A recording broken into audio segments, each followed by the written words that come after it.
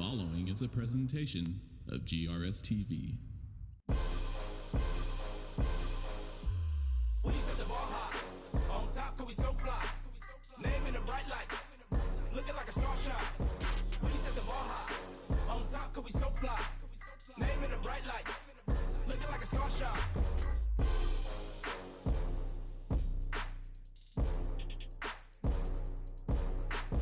We set the bar high.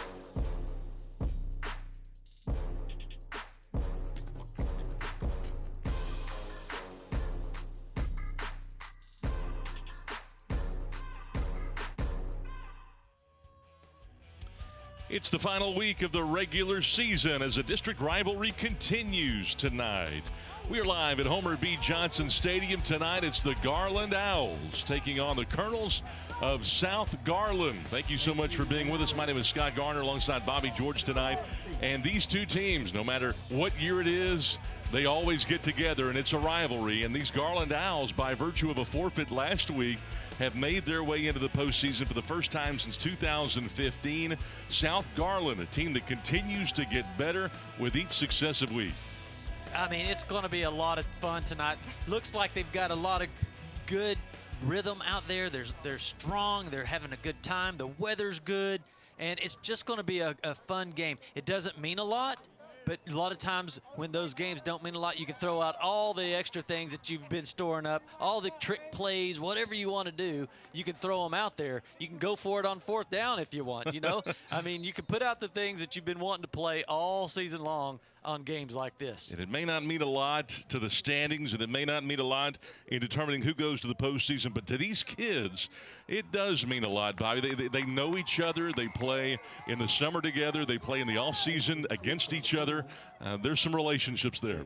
Yeah, they've been playing against each other since Garland Pee Wee football. And they've all got each other Snapchats, and they're on Twitter and Instagram, and believe me, they all talk to each other all the time. So big rivalry right here between the two Garlands. And Garland has won the toss. They have elected to defer, so that means that they will get the ball to start the second half. South Garland taking the football to begin the game.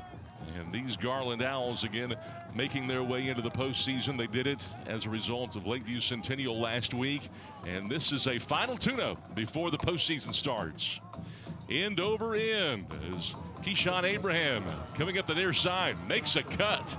He's got some speed and is close to midfield. Really good return to start. Yeah, Tyron Key. I mean, a lot of times you think that they're going to fair catch that, and he didn't have that in his mind at all. He went ahead and fielded that thing and took it straight down the sideline and just about broke it. They mark him out of bounds at the 41, so a really good starting field position for South Garland, a team that for the first time in a long time ends up coming up with a victory. In fact, they had a victory in back-to-back games starting a couple of weeks ago.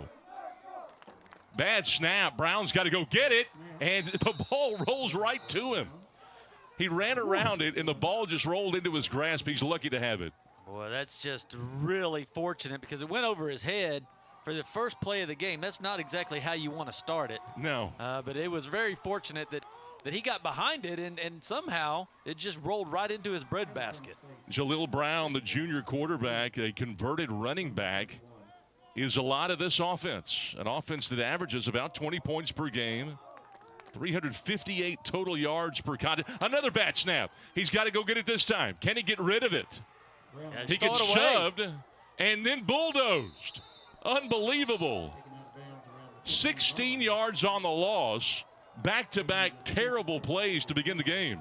Yeah, you got to know right there, you had time to throw that ball away. Go ahead and toss it. You're out on the outside of the hash marks. You can throw that one out of bounds. You just got to get it past the line of scrimmage when you start. So you just got to throw it downfield. Well, this Garland team, they do it on the defensive front. And Damaso Martinez, who's in his second year, cannot be very pleased with what he has seen the first two snaps. It is 3rd and 35. If there's ever a down for a draw, this may be it. They finally get a snap. He's going to go deep. Brown to the edge. It's juggled, almost picked off, and it goes incomplete. Aaron King, the junior cornerback, had his hands on it. That ball was put up pretty nice into double coverage. Tyron Key just about comes it down with that ball. He goes up and gets it, but good defensive play right there by the Owls. Not a bad play to throw either, because, you know, if they do get the interception, he'll be down around the 50-yard line, so it would have been just as good as a great punt. Snap takes the punter a step to his right. He's got to avoid pressure. Gets away a low driving kick. Somehow avoids the line. King almost touched it at midfield. It will roll and come to a stop at the 44-yard line. Well, what a great job by the punter to get rid of that ball. 41 yards on the kick. He avoided pressure and still maintained good rhythm, even though it was a low kick. Yeah, it kind of punt faked it. Kind of punt faked and then punted it. And then it was just a line driver. What you call that in golf? It's a worm burner. That's what it looked like. It looked like a worm burner right off the tee, didn't it? So the Garland Owls will come out and have it with Sergio Perez, who's thrown for 1,545 yards. This Garland team does it through the air, and they've got good field position to start from their own 44. On the edge, they get it to Hudson. Found a block, looking for a first down. South Garland having a hard time rallying to the ball, and before it's over, he gets 10 yards. Well, you see big number 69, Cisnero. He's a 6'1", 260-pounder, and he pulls outside there and makes the block on that screen pass. I mean, that's just great effort by a lineman getting out there and making that key block. First down and 10. Perez using the arm, going deep on the go route, and it goes incomplete. Trying to hit Ellis Rogers. Ty Key covered him up. They roll Perez out. He's got a great arm. And he keeps his eyes downfield as well. So he'll use his feet and rolling out, and then he'll throw it. And he's got a great accuracy on that outside edge. When he's rolling, that's where his accuracy comes from. And I tell you, Scott, they throw to all the receivers pretty equally. They throw to Hudson, Rogers, Russell, and Allen, and every one of them have about the same amount of catches per game and for the season. Jay Sean Powers is a senior running back, a 4.5 40 guy. Was dancing trying to find holes, found 4 yards to set up third and long. Solo tackle by the Colonels, Jose Elizondo. Third down and 7 for the Owls. 3rd and 7. It looks like he's going to split everybody out. Perez is, and empty backfield. He's got 5 receivers. He's got 4 to the left. Those to the number 4 wide receiver. Powers is running back in the slot. 2 yards shy of a first down. It'll be 4th down and short. They're going to stay out there for sure on this one. That's 2 plays to get a 4th down conversion, 3rd and 4th. Yeah, they're going to go for that one. So 4th down and 2. Sergio Perez, not the most athletic, but he can spin it. And he's got a chance to play at the next level. This is a big play here. 4th and 2. Screen. Rogers has the first and more inside the 20. What a play on 4th down and 2. They end up getting 18. Krim got him the safety. Yeah, what they do right there, they have 3 receivers to the left. 2 of them go block. The outside one comes in for the pass.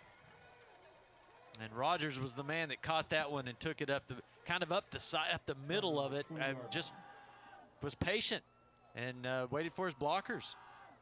On the edge, he finds a block inside the 10. Picks up 12 yards before Abraham can bring him down. That was Jay Sean Powers again. Solo tackle by Keyshoon. Well, he's 185 pounds. He's 6 foot. And he has just been their running back all year. He's had 51 attempts throughout the season, 325 yards. He averages about 6 yards a carry. And right here is where they love him the most. First down and goal. Perez on the move, wide open. The ball goes right through the hands of Allen. A flag came in.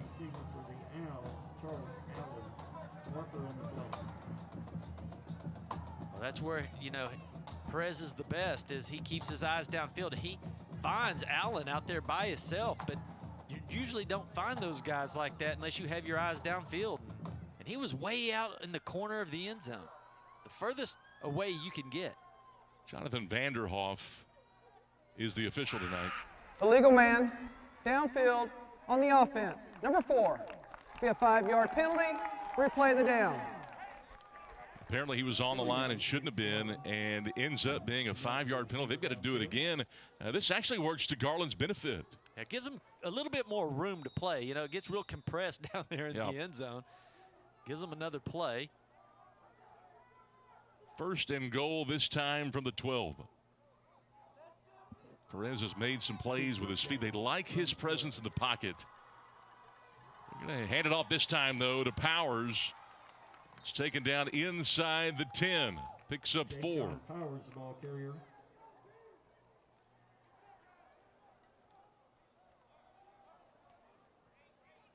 Eric Garcia with a solo tackle for the Colonels. Eric Garcia, the defensive end, got him, that big, strong defensive end. One of the things that they like about him, he's learned how to run the heel line whenever he gets a down block, and made a good tackle that time. 2nd down and 8. Fade to the corner. Is it picked off? It is an interception. What a play. And man coverage, they went right to the edge. And Ty Key comes up with a 2nd interception of the year. Boy, he's having a good game. You know, he's the one that got the good kickoff return right at the beginning of the game. And get out there in man-on-man coverage on a jump ball to get your head turned back around and find that thing and make just an all-hands grab at the high point of the ball. Man, what an athletic play he made there. Athletic play. This South Garland team's got some athletes now. They average 20 a game, and we mentioned that coming into the ball game and coming into this season, they had not beaten a district opponent in a long time. Won their first district game since 13. They've had a problem with snaps early on. Jalen Chambers around the edge.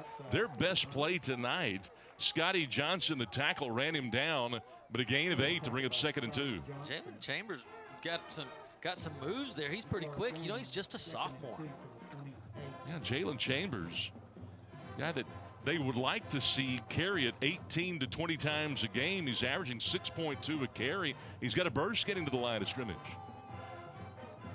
I think with a power look here, out of the gun, read option. And this time Hamilton, it's taken down in the backfield, nowhere to go, smothered, ends up losing 6, almost back to the original line of scrimmage. Sonahord, the backup end, and Demarion Wigington makes the tackle. Yeah, you'll see Wigington play running back, and then all of a sudden he's out there playing linebacker and finishing off tackles. How about that? Well, Jalen Hamilton, who was on the JV as a junior last year, getting that carry, had nowhere to go. The offensive line for this South Garland team, they're very young. Yeah, and you know, that defensive line is pretty good too. They're so quick. That's the skill right there. Big third down is Chambers again. And this time they were able to beat him to the corner, set a soft edge, but he ends up getting 3. And it's 4th and 5, and I wouldn't be surprised to see South Garland go ahead and punt this one away. Yeah, that's what I was fixing to say, that Garland, their strength is their speed, and they can get, if you're going to try to beat them on the outside edge all night, you're going to have a hard time, because that's where they're strong. Those outside linebackers, they can really move from side to side.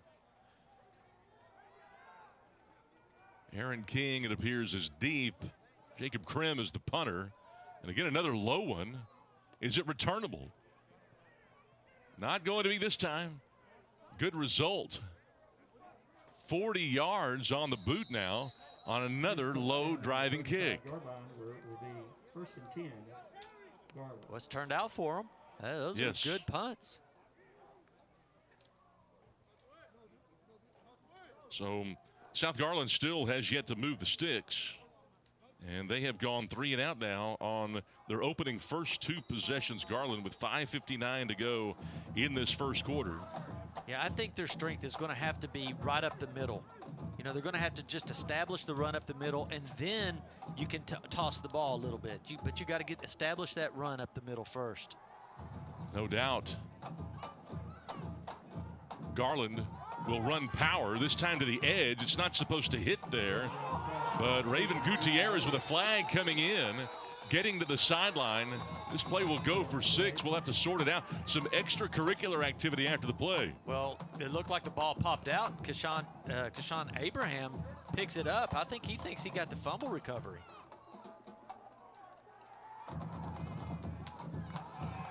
That's what's going to happen, I think. We have holding on the offense, number 5. That penalty is going to be declined.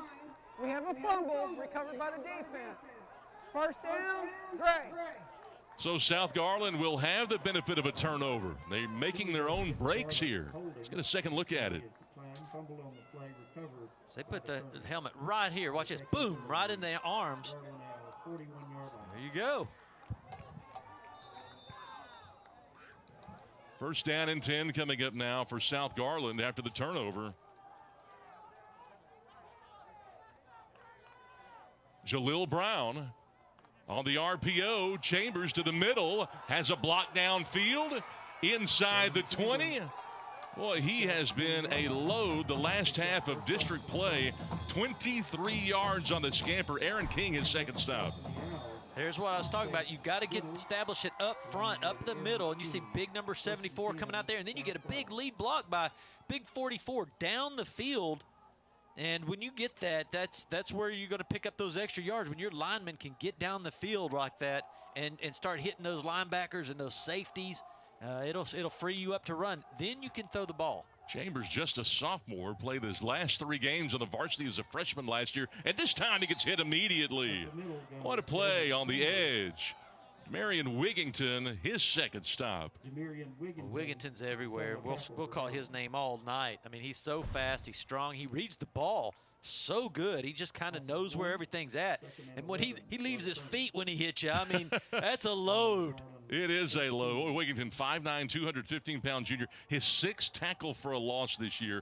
A move-in from Crandall. And, boy, has he been good.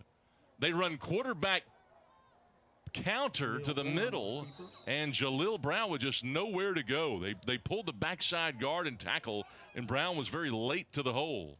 Yeah, I thought he had some room to go. It looked like he was going to be able to bounce to the outside just a little bit. Yeah. But he kind of run right into everybody. Injury timeout. Got a guy down. Look how wide open that is. Jose Vacuna's the one down, but yeah, it was open, but for whatever reason, he did not hit that hole. I've been really impressed, though, with Jalen Chambers, the sophomore. Again, they want to get him a ton of touches. He's had 2 plays that have gone at least for 8 yards, and he had that big 23-yard run to start this drive. Yeah, and I think where he makes his money right there is driving right up the middle, kind of try to get on the outside. It seems like that's where they kind of lose it a little bit. You got to give the credit right there to Garland, though. They're just so quick. They are, but Garland, a team that makes its living on the offensive side of the ball. But so far, 2 drives and 2 turnovers for the Owls in this game. We play midway through the first. We'll take a break. It is South Garland and Garland, a scoreless tie. The Colonels, though, knocking on the door on GRS TV. In Garland ISD, we're providing a higher level of education. Our students not only choose their own path to success, but arrive there faster. We're eliminating thousands of dollars in college tuition costs with our P-TECH and early college high school programs. Students can graduate with as many as 60 college credit hours, an associate's degree, or an industry certification, all for free, and all from the comfort of a traditional high school. By teaming up with area colleges and industry partners like Microsoft, Google, Parkland Hospital, Wells Fargo, and Gulf States Toyota, our students are gaining real work experience and real college credit. So be inspired, be amazing. Be whoever you want to be. Choose Garland ISD. They have helped Jose Vacuna off the field, and we go back to action here midway through this first quarter. Scoreless, the Colonels threatening on 3rd down and 11. Brown to the edge, end zone. Flag comes out, but Tyron Key has his 5th touchdown of the year, but we'll check on the penalty flag. Cooper was in coverage, the cornerback. Yeah, it kind of gives a little delay out there, and it made the corner run into him. And then he took off again and was able to catch the touchdown. So I'm not sure where they're going to call it. They're going to call it offense, defense. Or are they just going to pick it up and say no foul at all? Defensive pass interference, number 15 on the defense. That play will be declined. The result of the play is a touchdown. So the pass interference goes against Garland. We get the call from Jonathan Vanderhoff. We've seen a lot of him here in the early stages, but you look at it, and again, they called it on 15, I believe, but that was Christian Cooper, the cornerback, in the edge of the end zone. Just a great route. He does make Cooper move a little bit, and that freed him up for the touchdown catch. And the point after is perfect, and South Garland trying to make a bid to beat a playoff team to finish the campaign. They've got 2 wins this year. They're looking for more, and they've got a 7-0 lead with 4:20 to go here at Homer B. Johnson Stadium on GRS TV.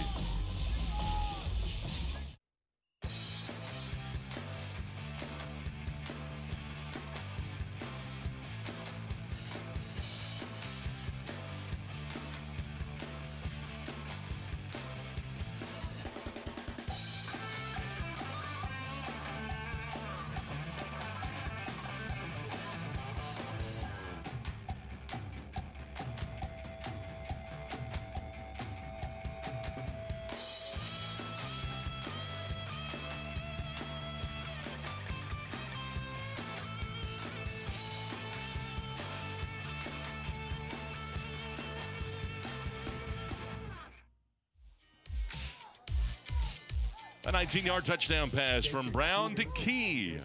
And South Garland with the advantage. They've got a 7-0 lead with 4:20 to play in this first quarter here at Homer B. Johnson Stadium. A final game before the postseason begins for the Garland Owls. Season will come to an end for South Garland.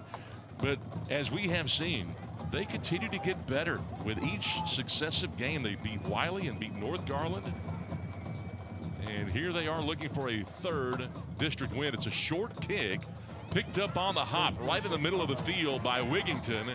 He's an athlete, runs right between 2 guys, gets across the 40.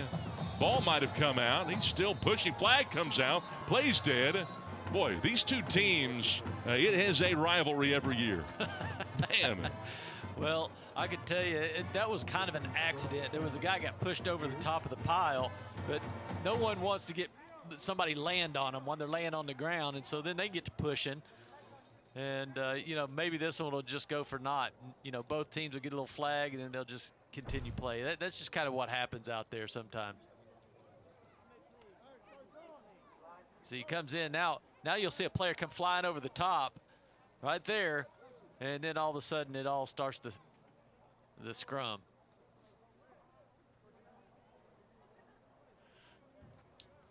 Seen a number of flags already in this game.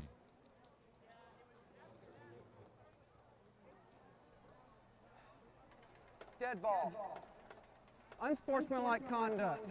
After the play, number 23 be assessed at the end of the run, 15 yards, first down, Garland. And you never like to see penalties of this nature, but this South Garland team coming in 2-4. And to look at them, to watch them, as we see Damasio Martinez, who's going over there and letting them know about it. Martinez has taken over this program. He's in his 2nd year. He's out of Clint, Texas, small town over there in West Texas. And he is a perfect fit for this program. What a job he's done. And he doesn't like that. It's a teachable moment for him right now. Keep it on the ground to Powers. He's into the 3rd level. Wow. Makes a man miss. He wants the end zone. He's close. Touchdown. 41 yards on the touchdown run. Jay-Sean Powers with his 5th score of the year. Well, I'm impressed with how fast he was and how he made those moves. Look at that. Just boom right here. Watch this cut back in. He just split the defenders and then outruns everybody. I mean, they had the numbers on him. They just couldn't get there. Boy, Powers with a huge hole in the middle and then made a cut to the edge. And when he got to that 3rd level, boy, there was no stopping him. And with 4:01 to go, Garland has responded in the blink of an eye. And you know that Danny Russell has to be happy about that. 4:01 to play. We are tied at 7 from Homer B. Johnson Stadium in Garland.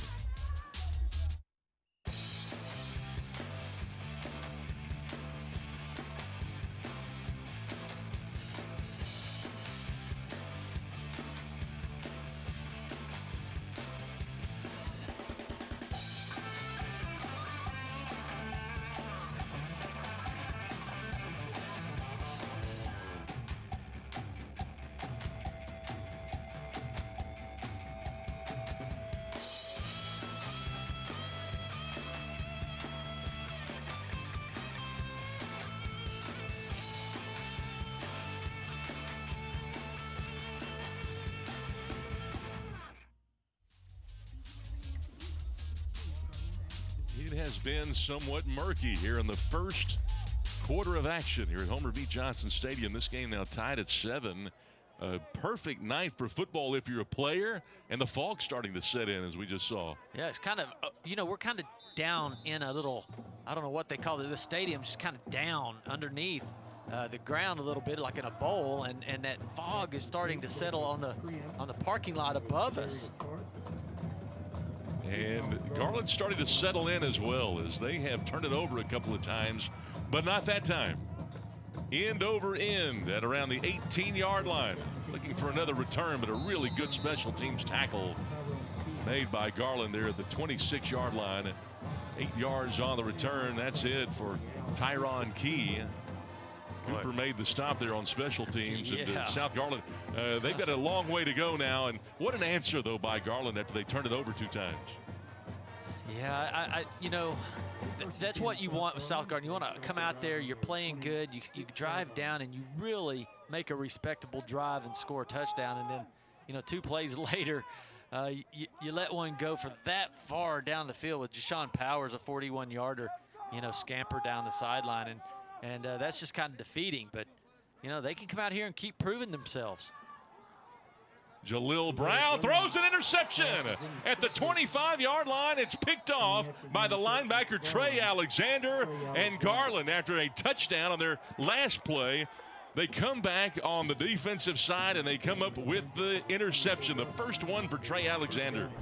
Well, I see what Jalil Brown was looking at. Watch this. He has everybody coming up to him, and he's like, tell your receiver to get back. Just take off and I'll throw it to you. But, number 23 right there, he saw the same thing, Trey Alexander. He saw the same thing as receivers did, is to go back. So he jumps back in and actually becomes the receiver in that play and picks it off. So just a nice job in being aware of what's going on around you to make that interception. From the plus 24-yard line they go. As we continue, Garland trying to continue their roll. Gadget play. Here's Allen, and he got strung out. South Garland stays home. They'll lose yardage on that. That's what we were talking about earlier. You can throw these kind of plays out there and see what happens. His lineman was out there running out there. I don't know what happened there. He kind of ran upfield a little bit too far and wasn't able to block anybody for him. Jalen Chambers did a good job. He never blitzes out of that linebacker spot. And that time he stayed home and forced it for a loss of 1. Here's Sergio Perez. He's got a big arm. And eludes pressure and then throws it short on a little bit of a comeback route. Goes incomplete. Yeah, I'm not sure if his receiver kind of fell down or if he thought, man, nobody's just really open, and he had to get rid of the ball. He's sitting there, and he sees it. He feels that pressure coming from behind him, but you see his receiver. He's coming out of a break, and he falls down on the ground there. So probably an okay play to just go ahead and put that in the dirt. Garland trying to take its first lead. 3rd down and 11. On the play action pass to the edge. Hudson drops it, and it's 4th and long. Jordan Hudson is incomplete. Standing on the play for the Colonels, Kadarius Hart.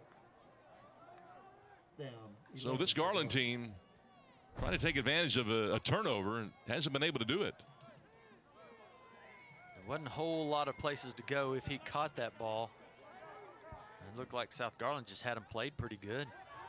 They're going to go for it. Nothing to lose here.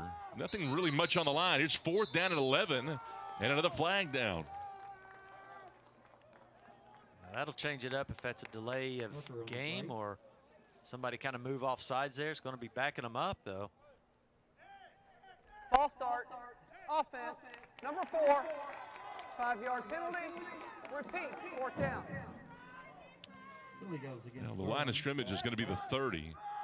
And rather than punt, they will keep the offense out here on 4th down and now a long 15. They've got to have the 14.5-yard line to move the sticks.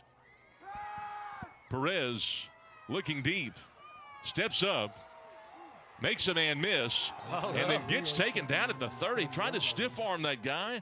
What a great open field tackle by South Garland. Yeah, Jose Elizondo, the defensive back right there, stays home. And, you know, he only had one guy to miss, and that was him, and that didn't happen. He was able to step up there and make a great solo tackle. You know, if he makes him miss, he's got a chance at that first down. Boy, Elizondo, great against the run. He's kind of a squatty guy, but man, he able to make that play. Came in 3rd on the team in tackles with 30. One of his bigger ones this year. Yeah, when you stop a 4th down and long, that's nice. That's nice. That gets your offense back out on the field, and you know, they got a chance here. Again, 2 backs, and Brown's going to keep. Trying to do it all himself here, trying to bowl over 2 Garland players, including Jeter, the safety. Picks up 5.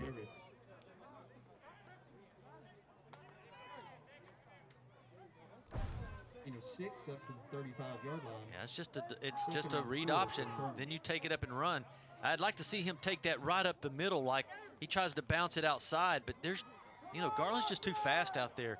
You're going to have to get your money in the middle, right through the middle of the field. 2nd and 4. This time to the ground. This is Chambers. Nice cut back. He's got a first down.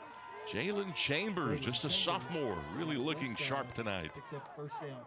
Building confidence, too. When you're a sophomore out there playing against these big guys, juniors and seniors, and you can still get out there and play and drive through and shed some tackles and pick up first downs, I mean, that's a big confidence booster, and I'm sure these coaches are really excited about him as he gets older. Without question. In fact, his head coach, Tomaso Martinez, loves the fact that he's not only a champion on the field, he's a champion in the classroom, and he picks up that first down. Garland showing blitz this time. Brown's going to keep. Convoy in front. Nice play. A couple of really good blocks. 10 more into Garland territory. Yeah, that's where I like it. That's what they need to be doing. And he follows his fullback. Like, he fakes the handoff right here. You see number 4? Then follow him. Follow him. Let him block for you. It just becomes a lead blocker.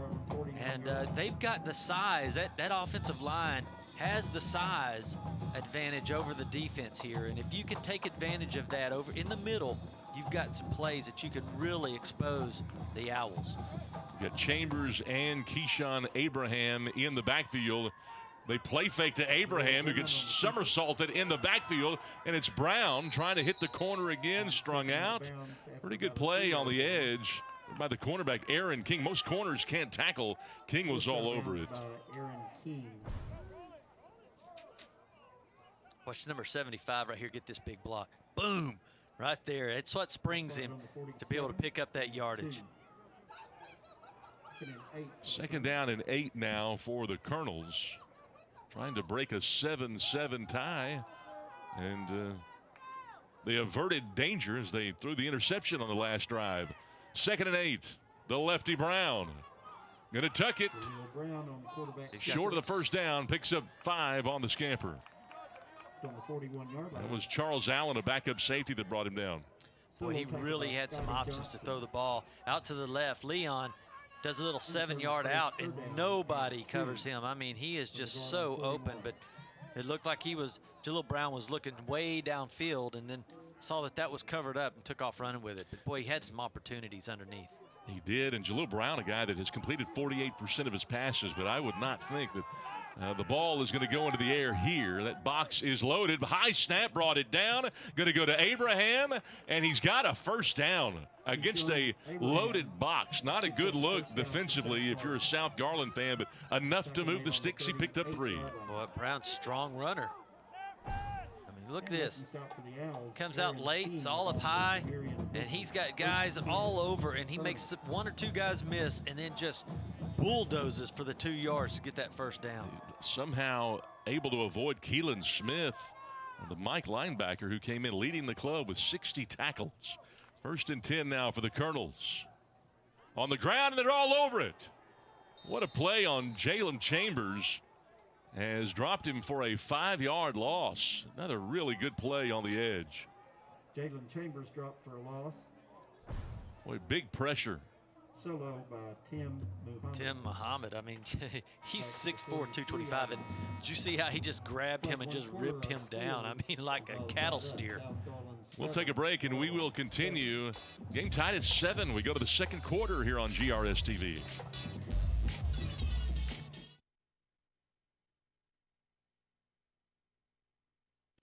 If you think all education is equal, think again. In Garland ISD, we believe that choice determines destiny. With the freedom to choose your school and customize learning, no other district compares to Garland ISD. A 21st century education, pre-K through 12, with career and tech courses, college degrees, national merit recognition, and advanced academics that not only prepare students for college, but prepare them for life. You want the best? Choose the best. Visit garlandisd.net and enroll your children today. We're bigger than Texas. We are Garland, USA. Switch into the field, 12 minutes in the books, as Garland making preparations to go to the postseason. A 7-7 game. Playoffs coming up next week, and going into tonight's game, there were 2 or 3 different scenarios that would have Garland playing either Rockwall or Rockwall Heath next week. It depends on Mesquite and Mesquite Horn and those matchups, and along with North Mesquite tonight. 2nd down and 15. They show blitz. Plenty of protection. Man coverage for Krim. He's being held up, and he somehow makes the catch. And then gets driven down at the 15-yard line. 28 yards on the connection to Jacob Krim. His 10th grab of the year. King and Shante Russell got him. Whoa, what a great catch. This is just a fade route. Just go up. Man. Very nice. And he got rerouted. I thought a flag was going to come out. He was kind of being held up as the ball was in the air, but no penalty. Boy, Aaron King, when he got his hands on him, boy, he just drove him to the ground. But what a great catch by Timms there. 1st down and 10. Here's Chambers. Play fake to him. King keeps, or Brown rather. Flag coming in here.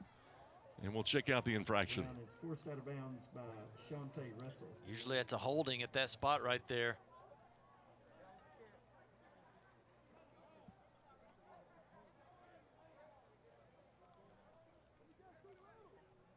Looks like it is going to be a hold.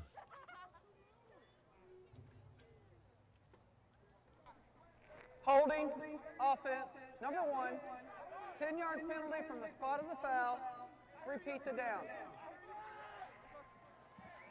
So negate that particular play. They'll mark the 10 yards off.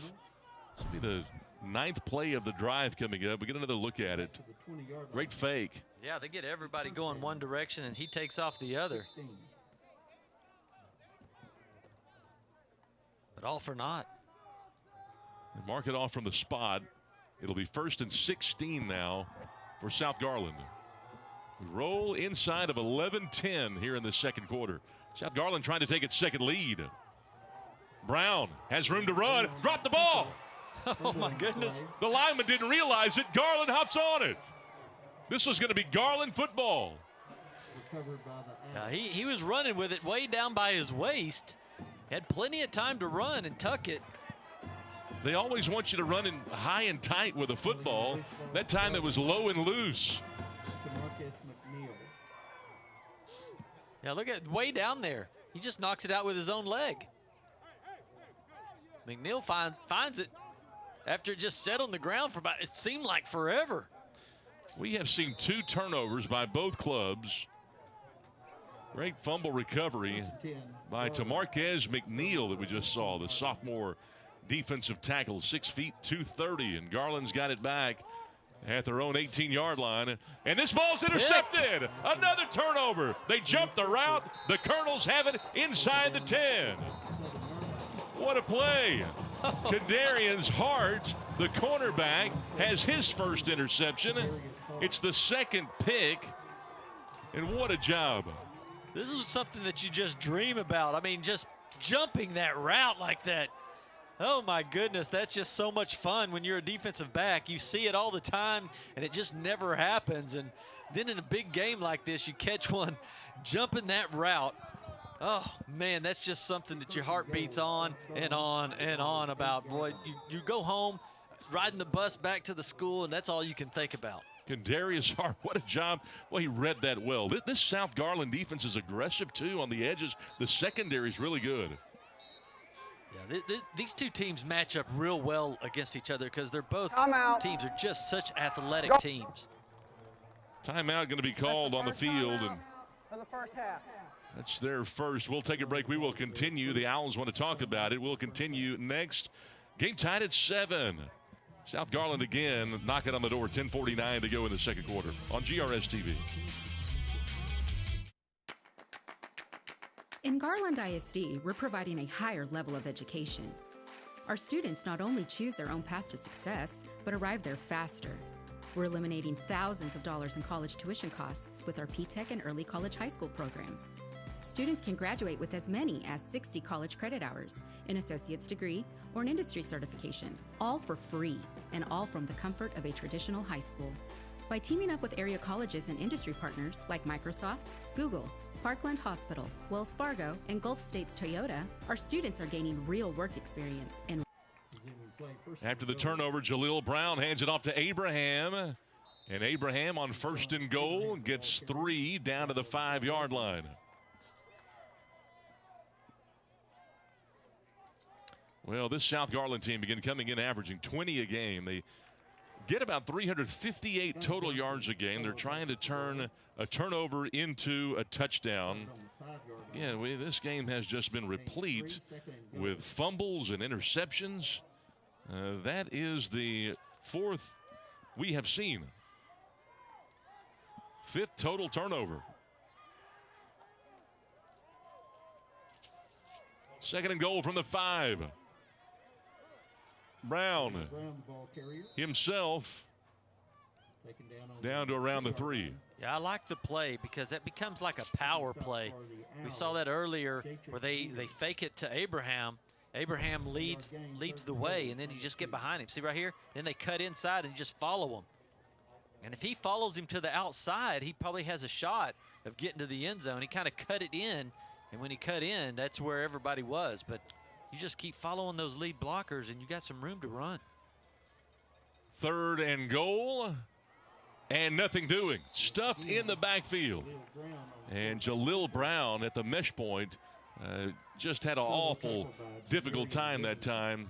And a good play there by Kevin Lamb. And also Demarion Wigington. You got to get going upfield. You got to make it happen quick. Well, Wigington just comes up there and just makes a big play. I mean, that's 4th down. You got to kick field goal here. They are going to kick a field goal on 4th and goal from the 4. Go ahead and try to boot that through. Josh Becerra.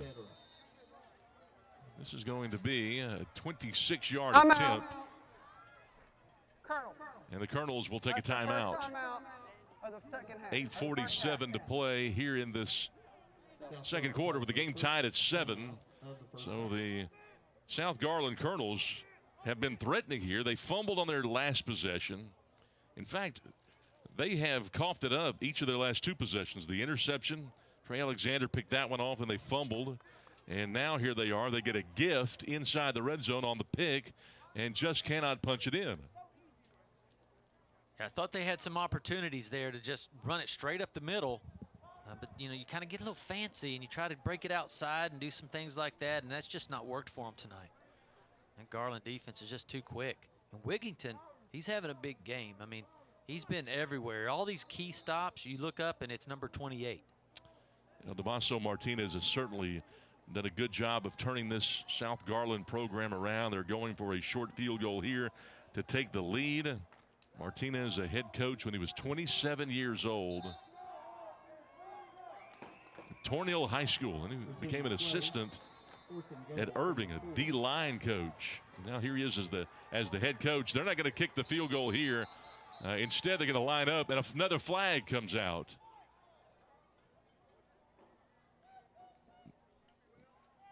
Maybe too many guys on the field. That's crazy. You have a timeout to discuss it. Illegal participation, probably. Illegal substitution on the offense. 12 men on the field. Be a 5-yard penalty. Play 4th down. Called it illegal substitution. 12 guys on the field. 5-yard penalty. Are you surprised they didn't kick it there? Yeah, I mean, I don't understand. You call a timeout to make sure it's all good, and then out of the timeout, it's like some of the players thought there was going to be a different play.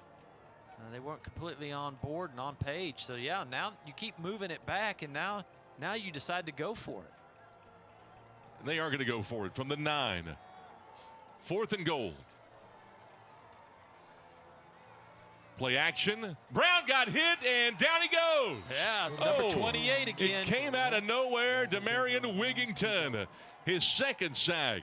Leading the defensive charge for the Owls, Demarion Wigington. Wow.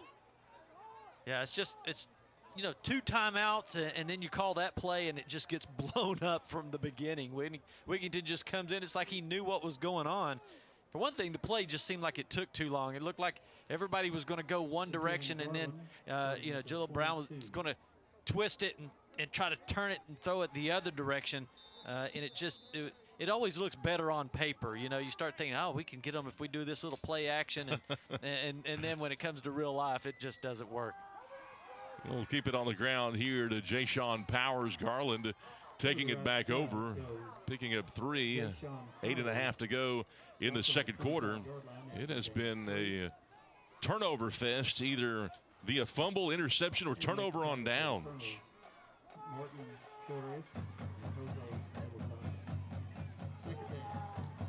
So these Garland Owls, again, coming in 3-3. They won their first 3 ball games of the year. They haven't won one since. Perez all day. Nobody to go to. He's got to run. He's got a block on the edge by Powers, and he runs out of bounds close to a 1st down. Boy, he has a lot of time to throw it, and he really wanted to do that. Just nobody to go to. He had one receiver en route, and he does a little 5-yard out, and he was completely covered.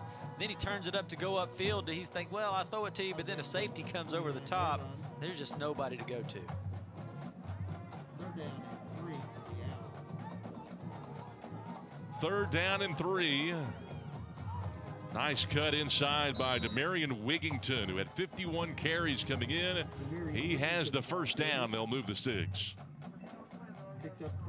Mateo Cisnero, the offensive line there, he does a great job. Watch him pull, see him coming out here, and he just gets in the way of everybody. He doesn't have to make a huge block. He just has to get in the way and create a wall, and then your guys can run behind you. You know, Wigington's a good blocker himself, and I thought he used the block really well, being patient behind it. 1st down and 10. Rolling him out to his left, wide open. Rogers. He's got another Owl 1st down. This time 13 yards before Ty Key can bring him down. Well, there's the danger in Sergio Perez being able to get outside and throw on the run. That's where he's the most dangerous. Watch, he gets rolling, and then he can just throw a bullet like that. That's just a nice throw when you're running like that to the outside. Rogers has been targeted a couple of times. That nice draw play to the middle. Big play for Powers. Down to the 25-yard line. Boy, 26 yards on the run by Ja'Shawn Powers, who hopes to get to the century mark before the half. Tyrone Key making a stop for the Colonel. Key making that big stop right there. Flag down maybe at the end of this play. 74 yards for Powers on 5 carries. There is no foul on the play. Maybe it just fell out of his pocket. He's getting 15 yards a carry. Look at that. Everybody just turned their guys in. What a great job by 69 and 71. And he knew it. You see Cisnero knew what happened right there. He knew he got his guy turned and watched the run. Perez, Streen on the tunnel to Hudson. To the outside. Boy, and South Garland swarming it nicely, but still he's able to pick up 7. Well, Jalil Brown has to hold on to him. He's out there playing defense here. See right here, watch him. He gets a hold of him and grabs him right there. Just doesn't let go of him. That's your quarterback. Yeah. 2nd and 3. Keep it on the ground and not much. Boy, South Garland doing a really good job of getting to the point of attack. That time, Powers goes nowhere. Jay Sean Powers, ball carrier. So Garland trying to Several Colonels making move the it stop. from the 22 all the way to the end zone. They've gone from essentially one red zone to another. Brings up 3rd But and 4. they have not done all that well the last 2 drives. The turnover on downs and the Hart interception. 3rd down. This is Wigington looking for a first. He's got it. 2nd effort, 3rd effort. He's inside the 5. 15 yards for Wigington, and 13 of those came after contact. Wow. Injury timeout. Injury timeout. Watch this little jump move right here. Woo! See you later. Take your time.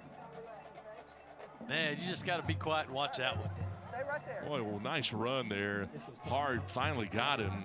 He's made 2 plays from his cornerback spot. Hart had the big pick 6 against Wiley that essentially won the game.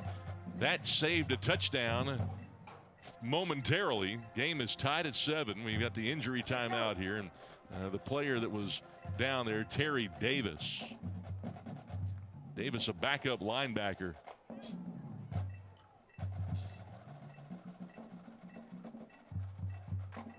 Actually, that might have been Martin Torres. Player for South Garland, Martin Torres. Look at this lineman just getting out there and working. I mean, they are working. And then just a little hurdle move, you know, nothing big, no big deal. Boy, what an athletic move there by Wigington. 5'9", 210. I mean, it's a split-second decision, too. 1st and goal for Garland. To the middle, touchdown. Touchdown for Demarion Wigington. 2nd touchdown of the year. Yeah, and why not reward him, but giving him the ball right there and letting him power into the end zone. After that run, I mean, why not? Get back there behind Cisnero, number 69 there. Just let him do the blocking for you and power in. Nice drive for Garland. They go 78 yards. 9 plays. And they take the lead. To make it a 7-point lead. They do. 5:44 to play. And the Garland Owls have a 7-point lead here at Homer V. Johnson Stadium on GRS TV.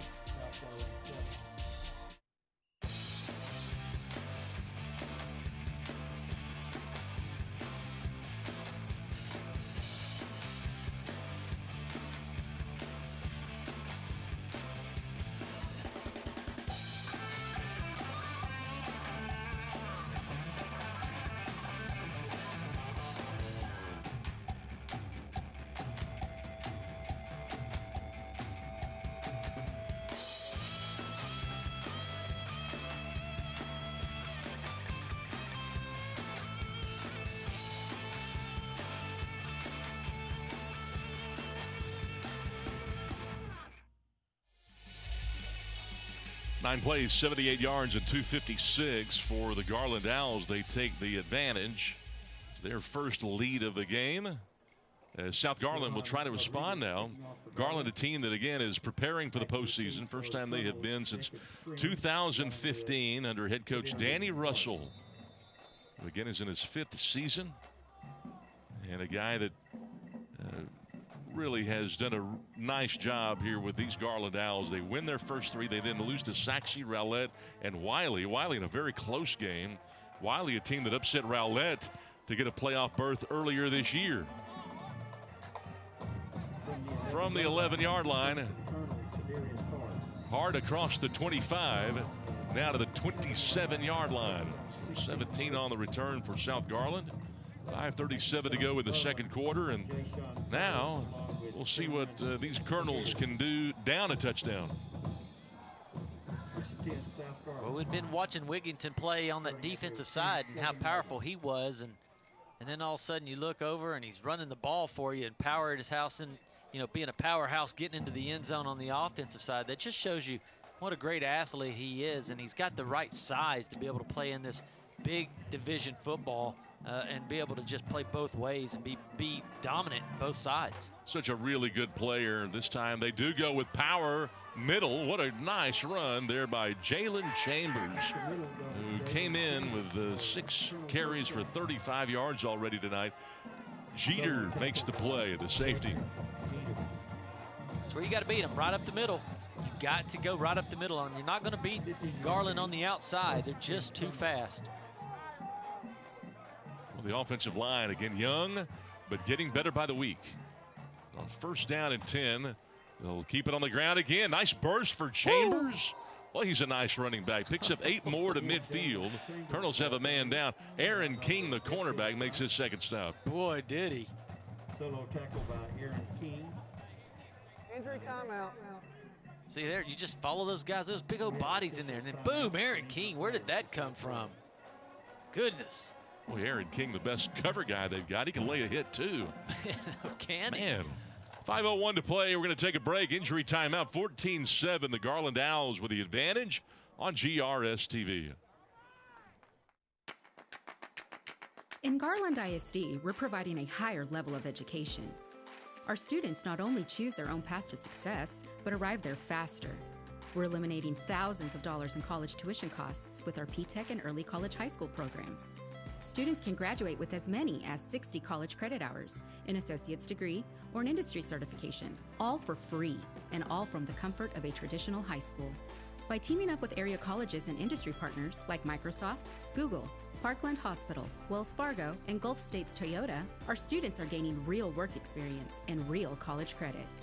So be inspired, be amazing, be whoever you want to be. Choose Garland ISD. So Darwin Murillo, who is a left tackle, he's the starting left tackle, a sophomore for the South Garland Colonels, being helped off the field. And we go back to action on 2nd down and 2 from right at the midfield stripe. South Garland Colonels, again, looking for their 3rd victory of the year. They have been outgained at 178-93 so far. Nice keeper. Good fake by Brown. Don't run backwards. Gives up yards, but still manages the first down. Had 3 or 4, then backed up, but they'll move the sticks. Shante Russell, the backup cornerback, pulled him down. You realize where you're at. You see, you know you got to pick up 3 yards. You got to get there and then stay there. You can't try to run backwards, make a play. A lot of times you'll get hit coming backwards as well, and that's where you'll pop the ball out. So it's pretty fortunate that that didn't happen. Colonels have moved the sticks, and they are in Owl territory, down a touchdown. Good snap to Brown, who's in the shotgun, looking downfield. He's going to go deep and incomplete. I'm not exactly sure who that was intended for. Nobody was there. He threw a deep pass up the seam, and the wide receiver ran the deep dig. Yeah, the coaches up here in the press box have got to be able to see that they've got a receiver just sitting wide open. If he just looks down right here to the left, he's got a receiver just sitting by himself. There's nobody covering him, and that's the second time we've seen it tonight. It's just they're dropping way deep and just leaving him there. All you got to do is just toss it out there, and he'll have 15 yards to run. 2nd and 10, Brown on the quarterback sweep, trying to get the edge. Taken down from behind by the back of his jersey. What a play there on the edge by the end. Axel Martinez makes his 12th stop of the year. A grinder, not flashy. What a great stop. Well, he just gets through, and then he just uses his hamstring. You know, he was the guy that was hurt last week. He was iffy. He had the elbow issue, but, well, he didn't have a problem there. Kind of hyperextended his elbow last week, but he's back and ready to go. 3rd down and 9 now for South Garland. They show blitz, going to bring it. Pressure. Brown in trouble. Gets away. Looking for a first. What a cut. He's close to a first down. Taken down on the 40-yard line. Boy, just another injury out there. It's just Injury timeout. Official timeout. Injured player for South Garland. He just makes it happen with his legs. He almost gets there. He is shifty, a converted running back, and he's a lot more composed in the pocket than we have seen him. Again, the elbow issue. That looks to be, not certain who that is. Injured player, Diego Escalante. They brought him up from the JV. We don't have a name on the roster. 4th down and 2, I assume. Resuming play, Colonel's face, 4th down. And they're going to go ahead and go for it here with 3:04 to go. Down a touchdown. We play here in the second quarter. Again, the Colonels started the scoring in this ball game. They got the touchdown pass, 19 yards from Brown to Key. Garland then tied it with a Powers touchdown. They've got the lead, and now on 4th down, whistles stop the play. I think they're lucky. Timeout called, I think. Offense. Yes. Colonels called the timeout before the snap. They've got one left, and you feel like they're fortunate, huh? I do, because you look over there and you see number 28, and I don't think I want to run towards that number. That's Wigington over there. He's been so dominant. He's done whatever he wants to do on defense, and that play was going straight at him. And before it even got across, he was in the backfield again. You see Wigington right there, number 28, talking to his coaching staff and Danny Russell and company. Wigington, a guy that they love because he brings it every day in practice, never takes a day off. This really his first year in the system. He's a move-in again from Crandall. What a play, what a player that linebacker has become for the Garland Owls. Fortunate to have him. Very fortunate, and this Garland team, again, going to the postseason along with Saxey, Naaman, and Wiley. I think I'm going to draw the play up if I'm South Garland. What are you going to do here? I'm going to say run away from 28. See where he's at? Let's draw the play the other side. Let's see what they do on 4th and 2. Jalil Brown, quarterback keeper, stops, goes to the middle. He's going to have to hurry, and he's got to push.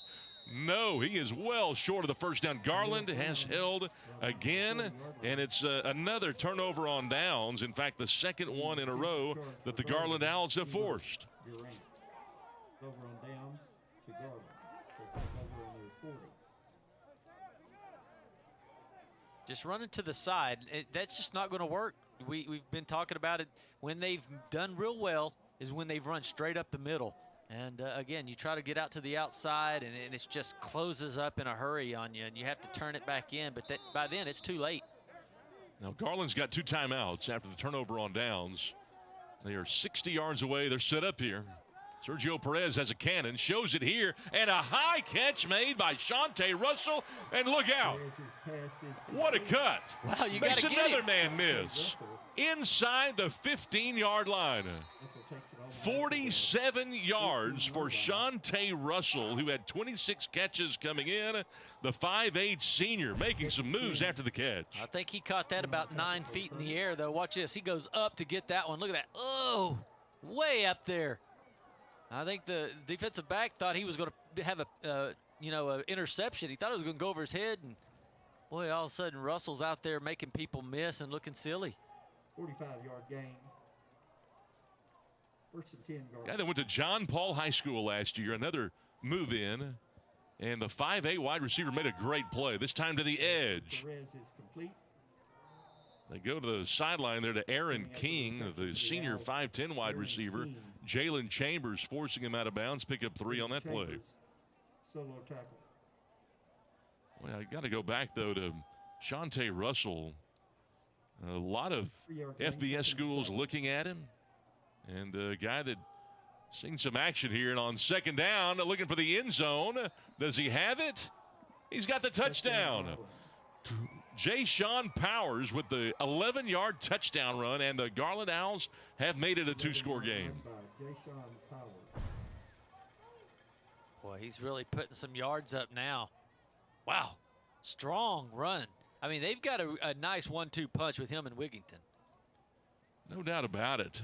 You know, you got to be able to run the ball. You got to be able to stop the run in the postseason. And well, Jay-Sean Powers has had a very nice half here. And the point after for the Owls is perfect. Rodriguez is With 1:41 to go in the second quarter, it is a 21-7 game as Jay-Sean Powers able to get it in the end zone, and he goes over the 100-yard mark here in this first half. 7 carries, 101 yards. He's got the touchdown, averaging close to 15 yards per carry. What an athlete. The Garland Owls again looking for their 4th victory. And it's a team that really feels like, they come in 3-3. They feel like they should be 5-1. Absolutely, and they're getting better and better as they go along. And you got to give a lot. We've been talking about the running backs and all, but you got to give a lot of credit to that offensive line. That offensive line, they do a lot of trap blocking and a lot of pulling. They don't just sit back and block and let those guys find a lane to run in. They're actually creating the lane for them to run through, and you got to give those dudes some credit. They lost to Rowlett 2 weeks ago, 35-28. They had 4 fumbles in that ball game and just really had a tough time almost shooting themselves in the foot. Yeah, they did, because they should have won that game even with 4 fumbles. They still had opportunities one after the other. When you have 5 possessions and a half and fumble it 4 times and still feel like you should win, you've got a pretty decent football team. This is going to go toward the sideline and out of bounds. So South Garland will take advantage of yet another penalty in this half. The Colonels, though, now down 2 scores with $1:41 to go. But they've been able to move the ball tonight, a team that through the air, it's about 206 yards per game. But we'll see how risky the Colonels feel like they should be right now. On the kicking team, the ball will be spotted at the 30-yard line. Jalil Brown, they've got to figure out how to get Jalil Brown to see the receivers underneath, because he's looking like he's wanting to go deep, and he's got receivers that are wide open, and the coaches need to call those plays for him. Right now he's only completed 2 passes out of 5. He's got 47 yards and an interception. Things are moving fast for him, and I think they need to just settle him down and throw him some little quick 1-step, 2-step throws. They keep it on the ground here, though, and hand the ball off. First and 10 to Jalen Chambers. He gets 6. It's a nice run, but the clock runs at $1:31. And again, South Garland with just 1 timeout remaining in this first half. So it looks like they're going to be content with playing it safer. I wondered how risky they wanted to be coming out with less than 2 minutes to go. Second down and 4 for the Colonels. Second down and 4. They're going to bring 5. Late pressure causes a high pass, and it's out of the reach of his intended target, Darius Hart. Well, there you go. That's where you want him to throw it. You've got to find those guys underneath right there and make it happen. Now, that would have been a first down. He would have been able to get out of bounds and stop the clock. He would have been able to get upfield, get that first. Just good defensive play. There was a defensive end that came up and jumps in the lane right there and makes Jalil Brown kind of pull it back down and then throw it a little high. 3rd and 4 for the Colonels. If they don't get it, does Garland use a timeout? They won't get it, and we'll see if the Owls decide to stop the clock. And it looks like they want to. 6. Stop for no gain. Tim Muhammad. Solo tackle. Timeout called by the Owls. Garland.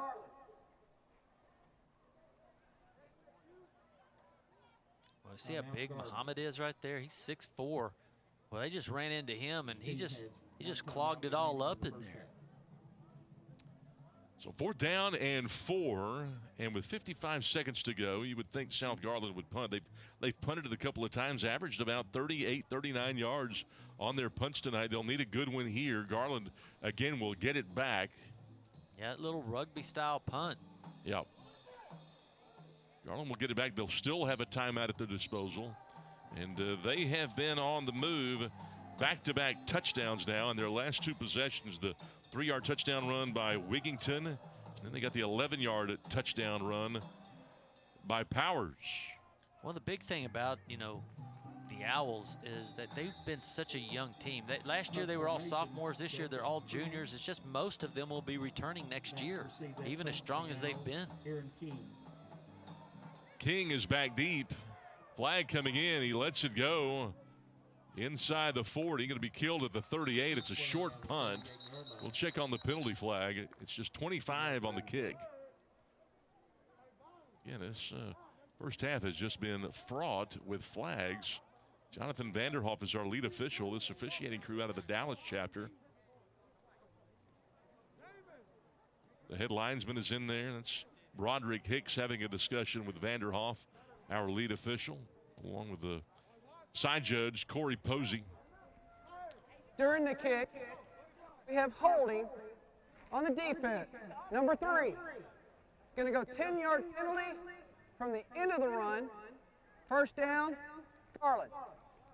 So 10 from the end of the kick, and Garland will have it. Be a little bit longer field for them with 44 seconds to go. But again, you know, this Garland team's already in the postseason, Bobby, and they would like to get back in the win column. They played well enough to win 5 of their 6 games. It's been a shortened district season, and I like how they've set up the round robin. So they have known now that they have been to the postseason since last week. Their game against Lakeview Centennial got postponed due to COVID, or actually canceled. And so they've known that they're in, and it's weird how it's happened, but it's going to help them out a little bit to prepare. Perez going to go to the air and dump it underneath the Powers, who's had a really good game so far, but they swarm in this time. And the first guy there was Abraham, the middle linebacker, only a gain of 2, and the clock keeps rolling, and they'll go ahead and let it keep rolling. Yeah, he needed to get out of bounds right there. There was no room to run. He gets to the sideline, and he tries to stay in bounds. They're not in a big hurry. 15 seconds to go on the game clock. They roll him out to his left.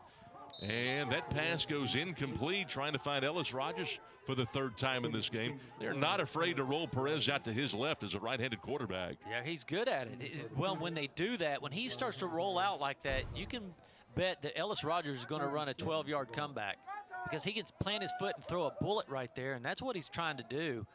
If you're a defensive back and you see him roll out, you just be waiting for that comeback to happen. It's 3rd down, 8 seconds to go. Powers going to get a handoff on a draw play. See what he can do with it. Into the 2nd level, the 3rd level, across the 45-yard line. 14 yards on the run, but that ends the half. So the Garland Owls content to go into the locker room with a 14-point advantage here at Homer B. Johnson Stadium.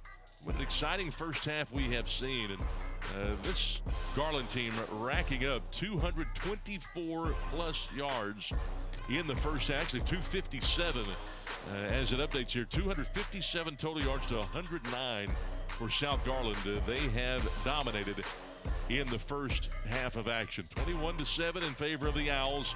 We'll take a break and we will continue on GRS TV.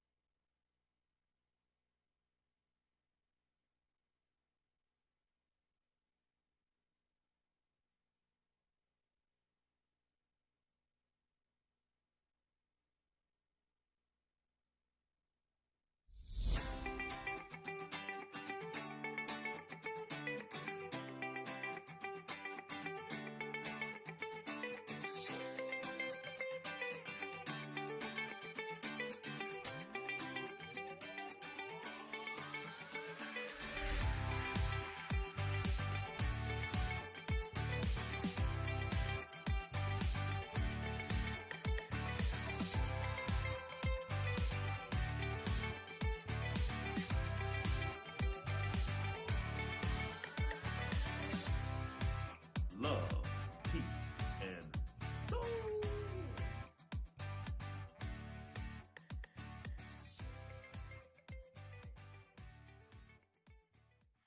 What is up? What is up? This is Mr. Schaefer. You can't get rid of me yet. This is the 2020 Homecoming Court Nomination Day. Give it up!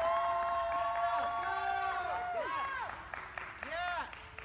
So first up, we have the freshman nominees, starting us with Alayla Jackson.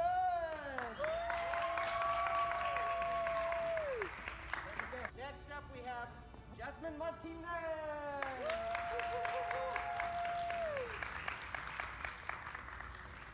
And now for the coronation of our freshman winners. For freshman lady, we have both Alayla Jackson and Jasmine Martinez. Yes.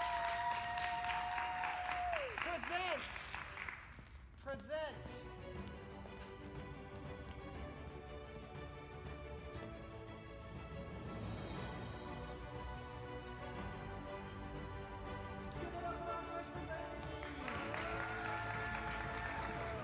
Lady Jasmine, Lady Alayla.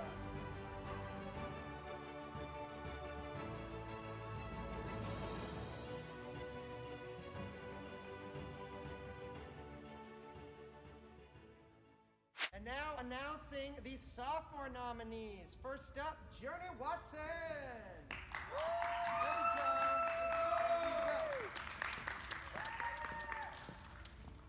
And for our sophomore Duke nominee, Christopher Benavides. And for sophomore Duchess, we have both Catherine Ramos and Journey Watson. Yeah.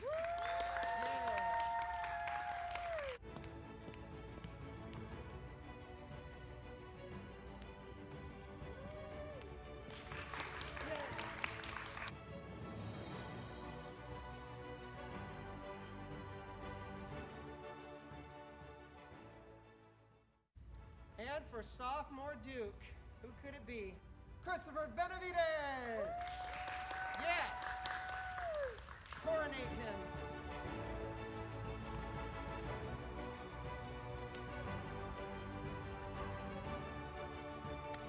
Give it up for the sophomore Duke contestants.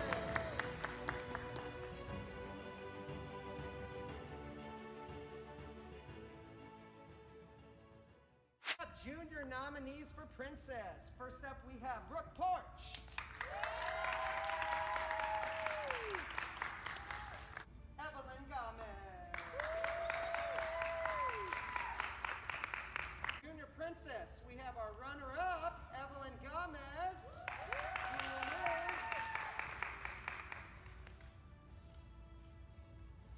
And Brooke Porch for Princess.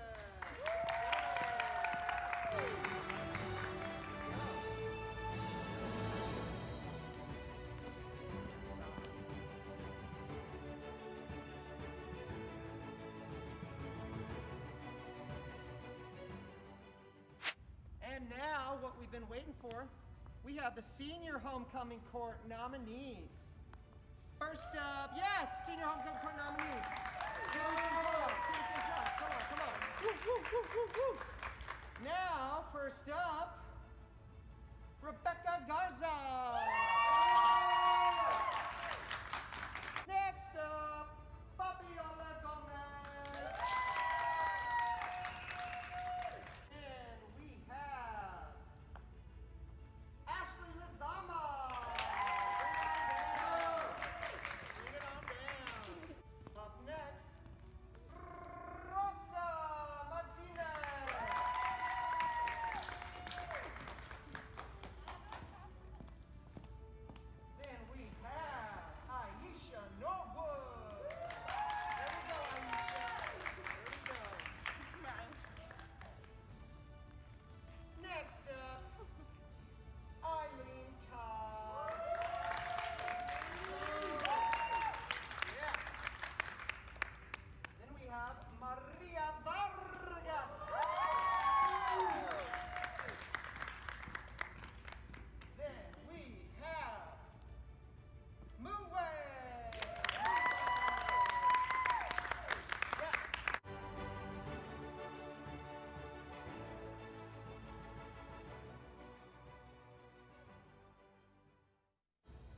right, time to coronate these ladies over here. Who do we got? For the third runner-up, the Baroness, we have, ready? Rebecca Garza.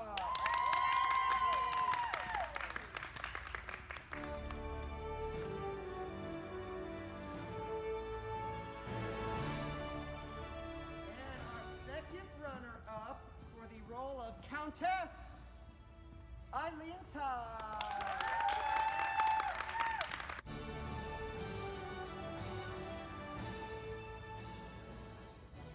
Okay, we got it. Yay, Eileen's got a crown. There we go. Okay, first runner-up for Marquiones, not here, but Sonia Juarez. Woo. Congratulations to Sonia Juarez, homecoming court nominee. And here we go, the role of Queen. The role of Queen. So the role of Queen goes to Rosa Martinez.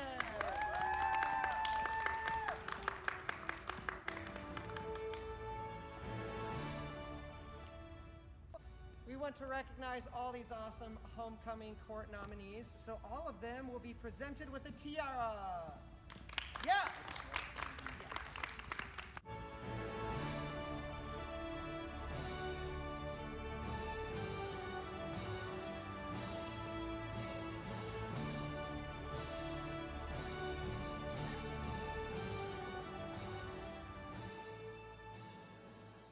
Righty, last up, senior homecoming court nominees. First up, senior homecoming court nominees. We have Efrain Bonilla. Next up, Edgar Rengel.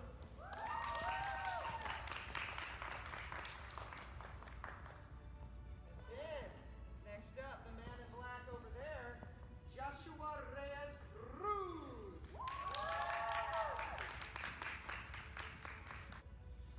Alrighty, we have our third runner-up, our Baron, Mr. Edgar Rango.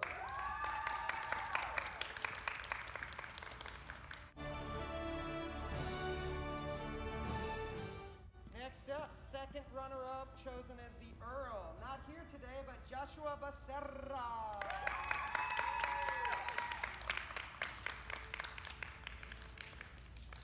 First runner-up, Mr. Marquis, Joshua Reyes Cruz.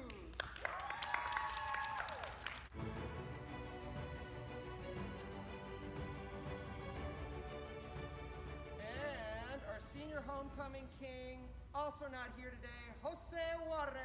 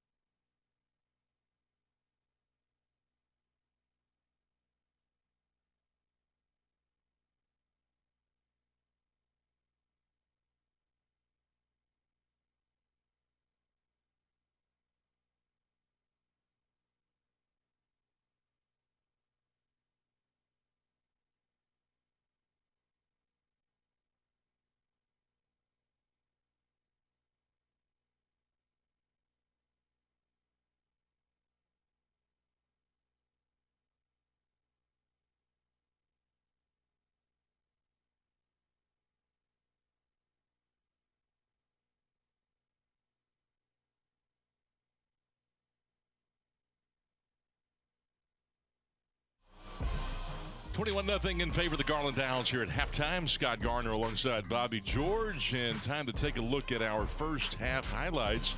A game that has been fraught with turnovers and turnovers on downs. And the South Garland Colonels came out looking to make it 3 wins in district play. Garland heading into the postseason next week. These two teams getting it going early. You see the initial pick of the game. What an interception there by Ty Key. Well, it was awesome, wasn't it? Just high-pointed it. High pointed it. There's another fumble. South Garland was able to cover it up, and we ended up kind of going back and forth there. That was Abraham with the turnover there, and then we had the touchdown. What a throw to the back of the end zone to Ty Key. Yeah. He catches one in the end zone on the other side, catches one in the end zone on the other side. Jay-Sean Powers, who had over 100 yards in that first half, gets into the end zone. That was a 40-yard touchdown run to tie the game at 7. He's got 120 for the game. And there's the interception. Nice job. That was the very next play after the turnover on downs. Trey Alexander. He just kind of loses this one right there off of his shoulder, right off his pads right there. He just kind of hits it on his leg and pops out. Jaleel Brown has had a hard time with ball security, and then they went on the ground to Abraham for the touchdown. Actually, Wigington, I should say. Wigington, and then Jay-Sean Powers with the score. And that increased the advantage to 21-7 in favor of the Garland Owls. Those are the first half highlights. Ready for the second half kickoff. And it is high, it is short, and it'll be fielded at the 30-yard line. Hudson to the middle, across midfield. Nice cutback. That ball is high, and he's trying to tuck that thing away. 47 yards on the kickoff return to start. Short field for the Garland Owls. Well, that's how you do it right there. You come out of the locker room, and a lot of times everybody's kind of tired at this point. Their legs are tight, and they're not good and loose, and all of a sudden you take one to the house just about. I mean, look how he just splits everybody, and everybody looked like they were in slow motion. He didn't, though. He looked like he was ready to roll. So here comes Garland. 257 first half yards. They had 12 first downs in that first half. Sergio Perez, 6 of 12 through the air. And, yeah, they had 257 total yards and 94 in the air, 163 on the ground. Keep it on the ground here to Powers, trying to add to the 120 that he had in the first half. Picks up just 2, though, on first down. Gilmore, the outside linebacker, made the stop. 29-yard line. Defensive charge led by Davon Gilmore. Gilmore, by the way, had to sit out the first quarter of this ball game. A guy that they can put pretty much anywhere. Second down and 8. Look to the flats instead. Go to the corner, and it's overshot. Trying to find Dennis. It would have been his first touchdown of the year. Ellis Rogers, I should say, right up the left side on the wheel route. Yeah, they had 3 guys sitting out there, and you just had to pick which one you wanted to cover. Boy, they missed Ellis Rogers. He was streaking down the sideline, and boy, missed opportunity right there. Just a great play selection, and it was executed perfectly. Garland has sputtered at times through the air on some of these big downs. Now it's 3rd down and 8. Looking to the post, but instead underneath. They'll get an easy first down here. Hudson wants more. He's got it, and he's got the touchdown. 29 yards on an underneath throw, and he did it all with his feet. Yeah, you got to give a lot of credit to Perez right there. I mean, he wasn't looking for Hudson right there. He was looking downfield. Look, he's looking, keeps his eyes downfield and just barely tosses. He sees him at the very last second. Hudson breaks underneath, and boy, he came out to play this second half. And a penalty flag at the end of that play. Result of the play is a touchdown. After the touchdown, we have excessive celebration by number 3. That is an unsportsmanlike conduct foul.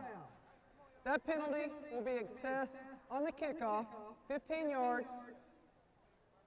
That is that player's first unsportsmanlike conduct foul. So Hudson, a little excessive celebration after he scores the touchdown. He had 9 of those coming in. He's got 10. Point after for Johan Rodriguez. He's been perfect so far tonight. But this game has it. We see another penalty. False start. Offense, number 72. 5-yard penalty. Retry. 5 yards stepped off against Garland. Wow. False start. Boy, no fun league. Here we go. That was it? That's it. Oh, my goodness. I was shocked. You know, I was coaching a game about 7 or 8 years ago when the guy spiked the ball. They threw a flag. I said, what are you talking about? I said, no, you can't do that at this level. And it's the first missed PAT for Johan Rodriguez, who had missed only one of those coming into the ball game. And with 11-12 to go, Garland with a 27-7 lead on GRS TV. If you think all education is equal, think again. In Garland ISD, we believe that choice determines destiny. With the freedom to choose your school and customize learning, no other district compares to Garland ISD. A 21st century education, pre-K through 12, with career and tech courses, college degrees, national merit recognition, and advanced academics that not only prepare students for college, but prepare them for life. You want the best? Choose the best. Visit garlandisd.net and enroll your children today. We're bigger than Texas. We are Garland, USA. 9-yard touchdown from Perez to Hudson has extended this Garland lead to 27-7. And Jordan Hudson showing off that 4.640 speed. Is that all? That's all. Goodness. Yeah, that's why you see him there. And that's also why Alabama, LSU, Ole Miss, Nebraska, USC going into the season, they all had their eyes on him. Guy that can catch it and run. And boy, did he show it that time. Yeah, he's just sitting there waiting. You know, you have an act to find the ball and get away from coverage. You kind of sit down, the play breaks up a little bit, and you just find the quarterback and open your number to him and let him find you, and he's got an act for it. Jacob Krim is back deep, and after the 15-yard penalty mark-off as a result of the excessive celebration, Johan Rodriguez will kick it off. Ball is fumbled. Krim, a full head of steam, gets 8 on the kickoff return. Gabriel Durant makes the special teams tackle, but all of a sudden, South Garland finding themselves down 20 points, their largest deficit of the game. Solo tackle for the Owls. And again, a South Garland team that lost 3 to start the season, but then they come back, beat Wiley. Wiley, a playoff team out of District 9 6A. Beat North Garland 27-14. And it's the first district win in 7 years for South Garland as a result. Chambers trying to turn the corner, does so. Flag came in late, right on the edge there, and also a flag thrown from the referee behind the play. So 2 on the play. Yeah, I think they're going to get them for, blocking below the waist. Kind of just goes out there and hits the defender, around the knee area, and you can get a little strict on that nowadays.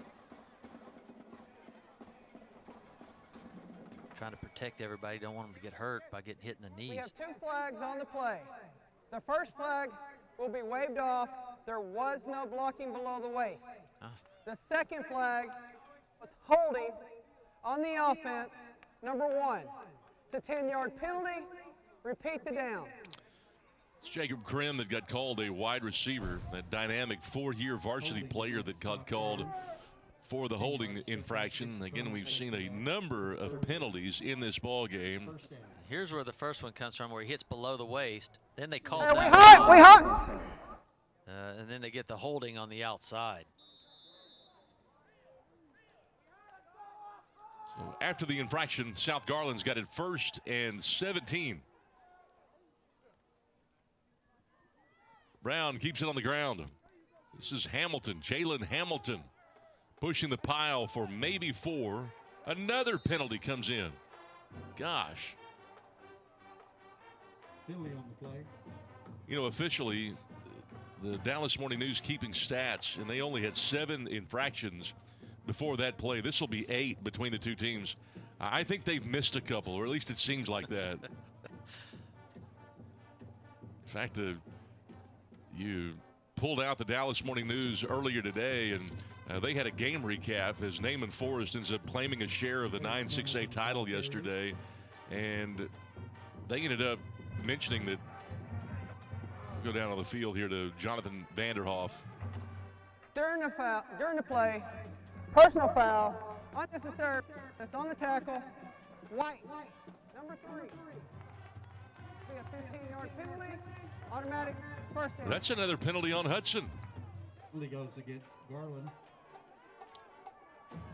That's 2 flags on him in about 4 plays. Yeah. It's first down and 10. Right here, they get in a big scrum. Oh, he just jumps over the top like that, and I guess that's where they get him. The Dallas Morning News had talked about Naaman Forrest locking up that playoff spot, but they also mentioned that Saxe would be playing Rockwall Heath in the bi-district round, but that has not yet been determined. Going to go to the sideline, and the ball caught by Key inside the 20. 33 yards on the connection inside of Christian Cooper, who was defending. Key just makes a great move on the ball. He sees it, and he breaks inside. Right here, you see him just breaks inside right there, makes a move. He goes and high points it. It's really hard to teach that. I mean, that's just called instinct and going up and being aggressive. Key's tall, and what a team leader, and what a catch right there. But on first down in the red zone, South Garland not getting much. Durant coming up to make the tackle. Along with Shantae Russell make the tackle. And not much for Jaleel Brown that time. In fact, no gain. He comes and gets a little instruction from the coaches there. And illegal substitution, defense, 12 men on the field at the snap. 5-yard penalty, repeat the down. Boy, this has been a flag fest. I mean, I think we've had 4 flags in 5 plays. 1st and 5 for South Garland. They're down 20. Still have time here, though, in scoring position. Brown again one-on-one with Key, and it's caught on the interception, but no, Russell could not get a foot down. You only have to have one, and he couldn't do it. Pass is incomplete. Shantae Russell would have had his first pick. Well, they just keep going to that side. They thought they have something here and just keep tossing it over there. Russell had a little bit to say about that. Let's see. Oh, yeah, you're right. He got it. Good job right there by our camera crew. Big mismatch. They keep going to it. Almost a problem with the mesh point. He gets inside the 10. I think he gets the first down right there. Jalen Hamilton needed the 9 to get a first down. I think he does have it. Shantae Russell makes the stop. They go to the short side of the field. It'll be 1st and goal. Solo by Aaron King. Nice job of reading his blocks there and being patient. 1st and goal for the Colonels. 1st and goal for the Colonels. Again to the ground. Well, it seems like they're just having a little bit of a struggle handing that ball off. It looks like Jaleel Brown's kind of giving it to him up on his shoulder pads. Brown gave it to Hamilton that time, got down inside the 5, 2nd down and goal. It seems like he's just giving it to him pretty high and behind him, and each time, I don't know, maybe he's just grabbing it and pulling it from Brown. Maybe Brown's thinking he's going to keep it. Yeah, and, you know, Hamilton likes to get to the edge, but some coaches would probably say he's better served at getting his pads squared up and running behind those pads. He's so big. Again, a guy that was on the JV last year as a junior, downhill runner. They go to the scat back Chambers. Head down, got 2, maybe 3 down to the 2. Oh, there comes another flag. Marker on the play. They can't even get up out of the scrub without a penalty. I mean, it's after the play each time. Alvarez, the center, the left guard, is clapping as if it's on Garland. Unsportsmanlike conduct. Number 55, White. It's going to be half the distance to the goal line. Automatic first down. And they're going to pull. They're going to pull Kevin Ortiz out of the ball game, the defensive tackle. And Danny Russell not very happy about it. Penalty goes against Garland. Unsportsmanlike conduct results in 1st and goal, South Garland. And you see Ortiz there at the bottom of the pile. They're on his legs, and I don't know. Didn't see much. I didn't see much there. He must have said something. Second down and goal now for the Colonels. 8.5 to play in the third quarters. 27-7. Brown to Abraham. Flag out, of course. Touchdown. Really? I mean, put it in your pocket for a minute. Penalty marker on the play. Keyshawn Abraham, basketball player, good athlete, ends up going in for the touchdown. But again, the flag came in right when the ball was snapped. And it looks like this one's going to be going against South Garland. Yeah, they're not coming off the field here, so. No. See their pants, I think it says South Side on their pant leg. Do you see that? Formation. Pretty cool. On the offense, 5 men in the backfield. It's a 5-yard penalty. Repeat the down. How do you like these uniforms? They're the gray, the silver numbers on the gray jersey. I mean, I think it's really cool looking. I think they got some cool outfits, and I think that's what it says, South Side, going down their pant leg. And first down and goal after the penalty from the 6. South Garland led this game at one point. Hand off Abraham. He slipped. Only going to get 1. Second and goal from the 5. I think they've had 10 plays inside the 5. Yeah, 10 plays, and officially, what is this, play number maybe 7? Number 8 coming up. Oh, stepped on his foot. Second down and goal. In South Garland, 2-4. They were 1-9 last year. But the culture has changed under the direction of Coach Martinez. Turned the corner, got hit hard. It looked like Jalen Hamilton again, the big back. Maybe one, that's it. Well, the yard's very tough between the tackles. Injury timeout. And they think he may be down. Going to check on this, but yeah, he may be down. We'll get the report to you. 7:32 to play in the third. 27-7 Garland on GRS TV. In Garland ISD, we're providing a higher level of education. Our students not only choose their own path to success, but arrive there faster. We're eliminating thousands of dollars in college tuition costs with our P-TECH and early college high school programs. Students can graduate with as many as 60 college credit hours, an associate's degree, or an industry certification, all for free, and all from the comfort of a traditional high school.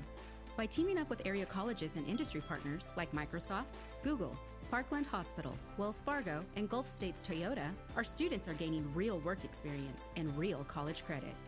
So be inspired, be amazing, be whoever you want to be. Choose Garland ISD. It's Jalen Hamilton. He's your running back that ran the ball on the last play for South Garland. And he's got 4 yards on 4 carries tonight. And he's going to have to come out of the ball game right here. Obviously some issues there with his leg.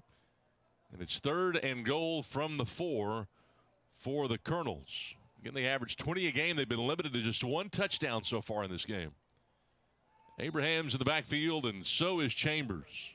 Resuming play, third and goal. Brown, play action on the slant, incomplete. Really good coverage by Russell as they tried to hit, it looked like Key on the slant, the inside wide receiver. I'm surprised they didn't try it again on the ground, but they went with the air and incomplete. Whew, just good coverage. I mean, he had great coverage. There was no contact there. There's nowhere to go with that. I mean, he just dove in front of the player. He got between the quarterback, the ball, and the receiver. And I mean, they've had plenty of chances. They've been down here inside the 10 for quite a few plays. Yeah, and Coach Martinez wants to call a timeout. It's the first timeout of the second half. 10th play of the drive coming up. It's a 4th and goal from around the 4. Again, Jaleel Brown doing it with both his arm and his leg. Not so much as his arm tonight. Again, they average about 206 through the air. Damaso Martinez, again, is in his second year. He became a head coach at just 27 years of age, and he's really changed the culture at South Garland. Love the energy that he brings. They love his work ethic, the integrity, and the character that he instills in this ball club. And again, they won back-to-back games. They ended up beating Wiley and North Garland earlier this district schedule, this district campaign. It's the first time since 13 that they had done that. First time that they had beaten a Garland school in that length of time as well. Yeah, you know, Wiley's a good team too that they beat. That's a good playoff team that Wiley beat. Wiley, they beat Wiley, and you know Wiley, they came out and beat Rowlett. They beat Rowlett, beat them by 3. At the time was undefeated. Hey, that was a huge game at that point. In fact, it was a playoff game, and Rowlett with a let down Wiley with a big upset in that one. 4th down and goal. Here we go. Brown, quarterback, sweep. Can he get there? No. Deny the end zone. Another turnover on downs. And it's the first one that we've had here in the half, but what a play defensively. Wow. Unbelievable. Have that many chances right there, and Garland denied them. Jadrick Jeter, the safety, was the first one there. Really ran the alley well. I thought that quarterback sweep took a long time to develop. Yeah, as we've been talking throughout the game, I mean, I think your bread and butter is kind of running between the tackles. That's where you can really make Garland move around and pick up 2, 3, 4, 5, 6 yards an attempt. But you get outside, and I haven't seen him be able to really break anything from the outside. Perez going to go deep on the very first play, has a man, and he's got it. What a catch by Ellis Rogers. Sergio Perez hits him on the outside release. Well, that's the way to get out of the end zone. You're sitting in the end zone, and all of a sudden you just toss one deep like that for 30 yards. That's pretty nice. 28 yards on the connection as this Garland team takes over, and they run the buck sweep. And here comes Powers. He had 120 at halftime. Picks up 7 more up to the 38. Well, what a game he's had. Oh, he's a great runner. Just patient. He's got some offers from Illinois State, OSU. In fact, 4 big offers. Powers again gets the first down on 2nd and short. Move the sticks for the 2nd time of the drive. Abraham with the 2nd stop. But Abraham, he's strong. He is. He's an athlete. A guy that can come up and just play the run so well. Yeah, I mean, watch this. He meets him there, and boom, watch this. He just drives him backwards right there. It's just one-on-one right there, and he just starts to move him back. 1st and 10, swing it on the edge. Not a whole lot there for Shante Russell. Ty Key using his strength to wrestle him down. No gain. Coming up with a reception for Garland, Shante Russell. 6:11 to go here in the 3rd. 2nd and 10 for Garland. All right, Ty Key has had a great game, hasn't he? Great player. Look at that, just staying in front of his man, just making an open field tackle. Didn't have great numbers coming in, but still, again, you rarely see tackles that can, corners that can tackle, but he can. Let's see Hudson with the speed again. A 4.6 40. Got inside of Colonel territory and picks up 17, splitting 2 defenders. Well, I tell you, just get the ball to that guy. I mean, look, he's covered up out there. There's 3 or 4 guys ready to get him. And all of a sudden, he just has that burst of speed, and all of a sudden, he just splits everybody. Look at all the jerseys. Just gets to them all. First down run here for Powers. Look out. He's got the corner, the sideline, a cutback. Oh, he's got the end zone for the touchdown. 44 for Powers, his 2nd score.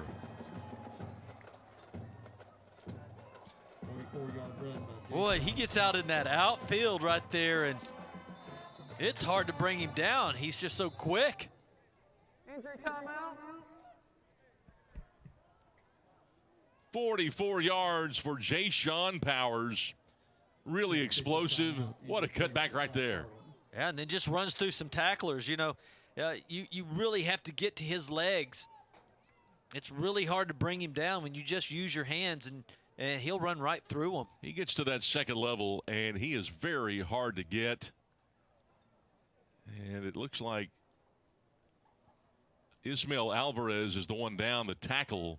Strongest guy, the strongest lineman they have, a guy that can squat 510 pounds. But he's shaken up here as the Garland Owls have extended the lead to 33-7. Can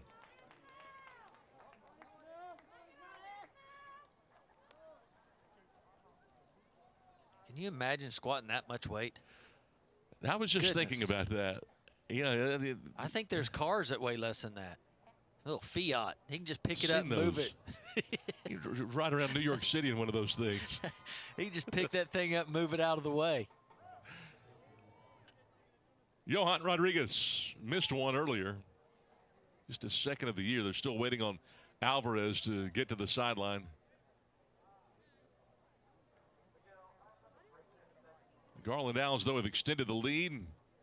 Hasn't always been pretty tonight, but they've been able to put up some points. They'll be one away from their average if they can get this one to go through. But nope, we've got a penalty flag down as Jonathan Vanderhoff, the head referee, calls it. Number 69. Be a 5-yard penalty. Retry. You know, this drive started inside the 5-yard line. They've been able to drive this thing all the way down the field. Yeah, that's a 97-yard touchdown drive. 6 plays. That's all it took. Yeah, it started out throwing the ball out of the end zone. Hudson going up and getting that thing. This one is on the way and good. Conversion attempt is good. And with 5:23 to go in the third, it's 34-7. The Owls rolling here tonight from Homer B. Johnson.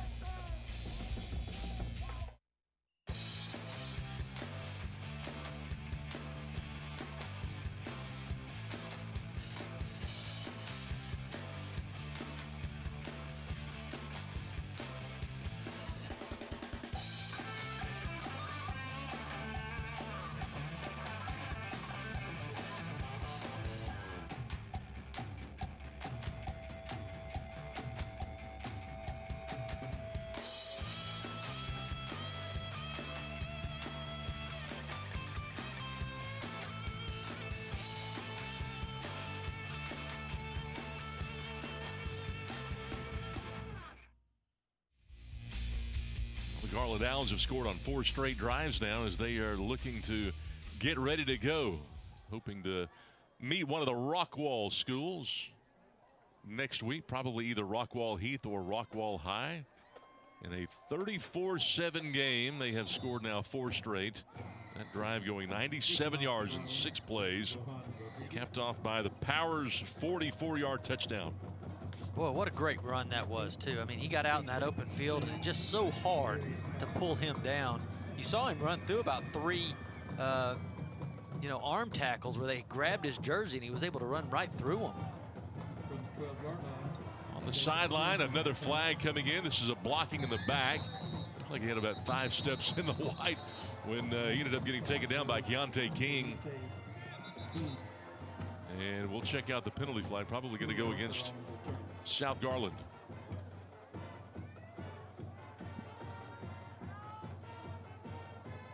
Again, this game's been fraught with penalties.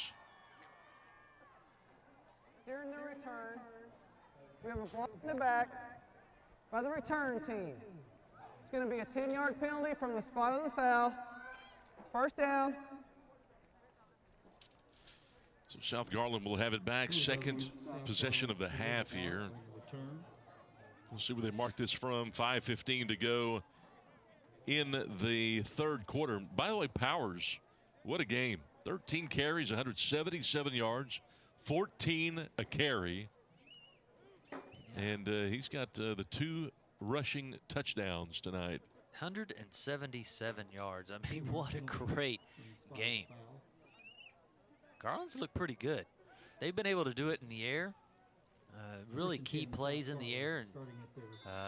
And you got Powers running the ball like that. And when he'll come out of the game here a little bit, and Wigington will get in there, and you won't see any drop-off. From their own 15-yard line,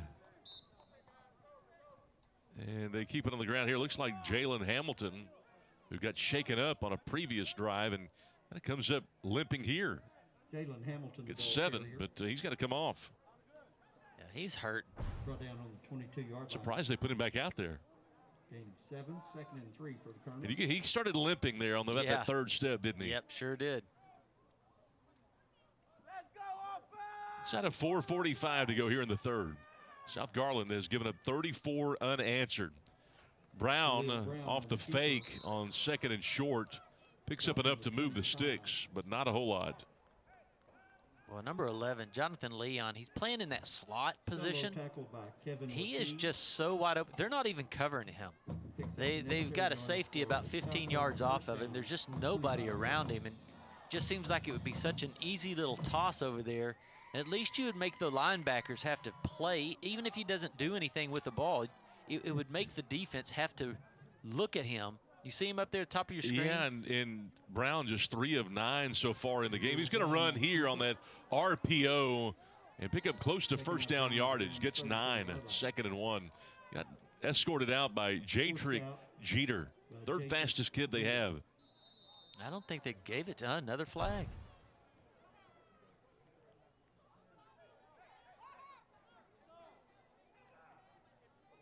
Nice stiff arm there by Brown. Yeah, you would think he would. I thought he was going to be able to get that first down. It's hard to come by. There is no foul. There is no foul. And I think the officials are ultra sensitive here because of the early chipping nature that this game sort of took on back in that first half. Yeah, they've thrown more flags, and then they've picked up a few, 2, 3, 4 of them that they've thrown, and then they pick it up and say no foul.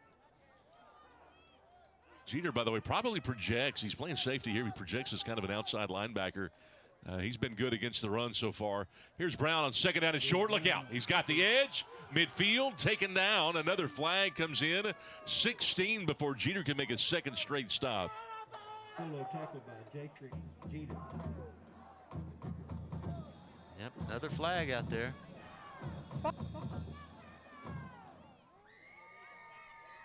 Holding. Offense, number 15.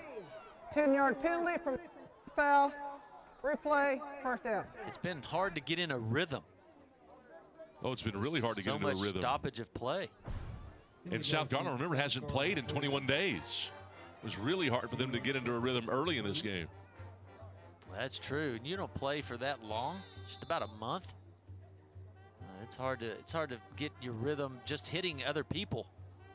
Get to go out there and execute plays. 2nd down and 8. You know, one of the things that Damasio Martinez had mentioned coming in is the fact that they wanted to stop the explosive play from a defensive standpoint. They haven't had enough offensively. They had a 7-0 lead early in this game, but they've given up a ton since. The lefty going to the air, and he's got a wide open man right at midfield, picking up big yardage. First explosive play we've seen from Davon Gilmore.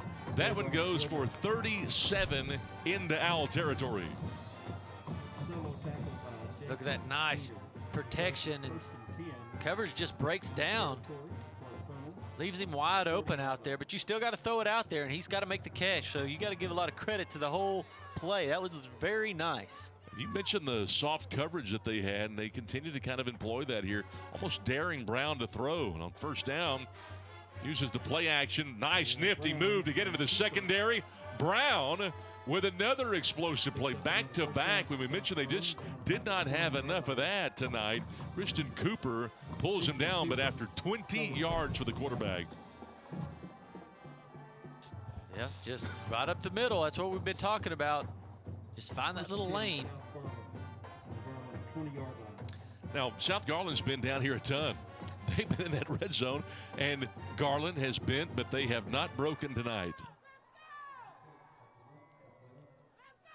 Brown going to try the air, but with pressure, got a chance, and touchdown.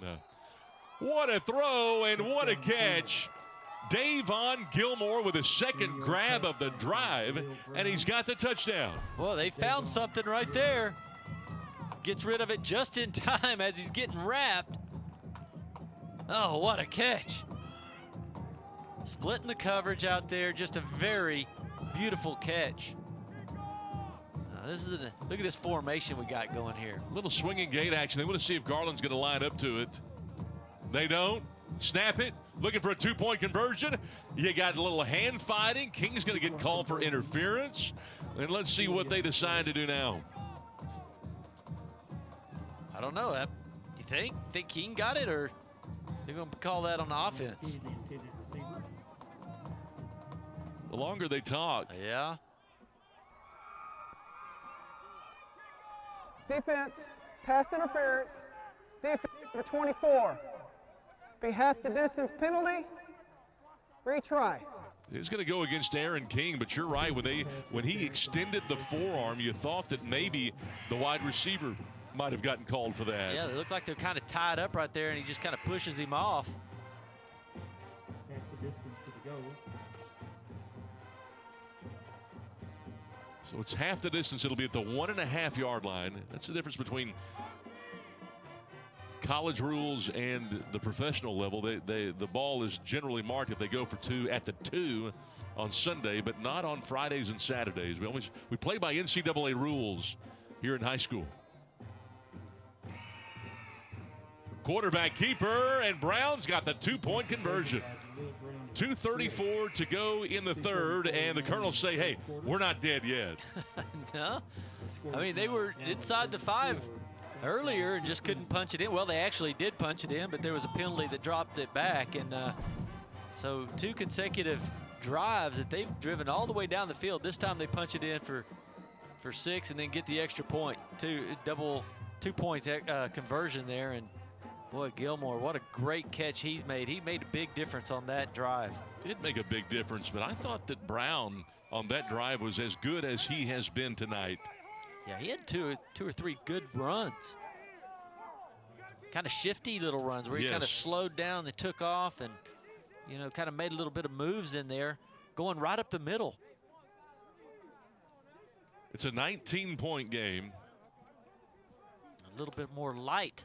These guys are getting bright out there again. They're like, oh, maybe we do have some chance here. You start getting down, you know, and you don't score, and you start getting your head down a little bit, but you go down there and you make a big play like that. South Garland to tee it up, 2:34 to play. Again, this is the last game for a lot of these seniors on South Garland. They've got a young team, but still. Last time they'll play ever, probably, a lot of these guys. Many of them. High but short from the 32, returnable. Coming near side, Carter around the edge. Carter inside the 30 and finally knocked out of bounds. And flags coming in at the 40-yard line. And I would love to know the ratio of snaps to flags in this half.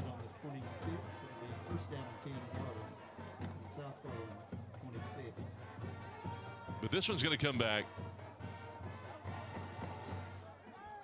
And it was almost as if Carter kind of slow played that. Didn't really get vertical in a hurry. No, he just kind of waited. Return. Holding on the return team, number 42. 10-yard penalty from the spot of the foul. First down. You know, Garland, they really feel like they're fortunate to be in the playoffs.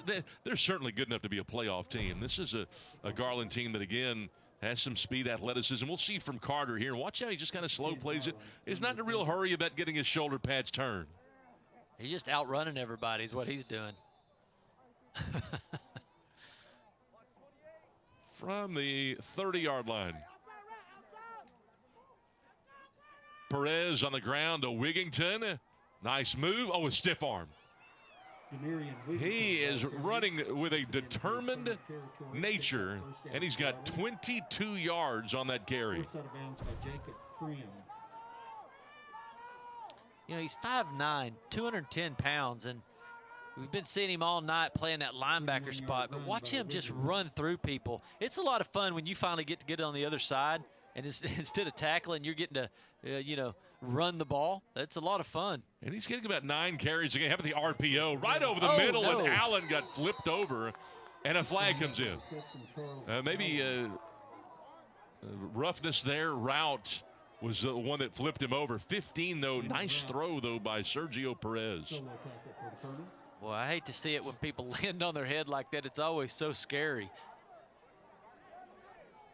Awkward landing, and he just popped right up. These kids, they can just do that. They can fall so hard and pop right up and like nothing happened. Doesn't work like that. Wait till about 20 years, kid. Flags thrown on the play. The first flag is declined, or correction. The first flag, there is no foul. Why they keep throwing the flags then? Second foul, we have legal lineman downfield, number 62 on the offense. I mean, as quick as that was a throw, How can you get down? How can you get downfield? I mean, watch, they snap the ball, catch it, and toss it. Well, I tell you what, I did see that left guard, Rodriguez. He just came sprinting out of his stance. Yeah, but he's still within 3 yards. I don't know, man. You don't think he's that quick, huh? It's tough. First 15, Wigington to the edge. Picks up 6. Nice run by Wigington. And they've got Powers, Wigington, and Alexander. All three can run. 2nd and 9. And Garland playing fast here. 2nd and 9 for Garland. And Sergio Perez in this ball game, 10 of 17 for 166 yards, a touchdown, but 2 picks. Going to go deep. Single coverage and intercepted. Second pick that he has thrown in this ball game. Ty Key has both of them, I believe. Wow, man, what a game that guy's had. That was some great coverage right there, too. You know, yes, he's running stride for stride. That ball is thrown way out there. And it was almost as if his intended wide receiver, Ellis Rogers, just mistimed the jump. That's Key's second pick of the game, his second of the year. And a touchdown today. He's caught 2 interceptions and a touchdown. And the touchdown. Yeah. South Garland from their 14. South Garland's got it back in a 34-15 game. Do they have a comeback in them? I think they could.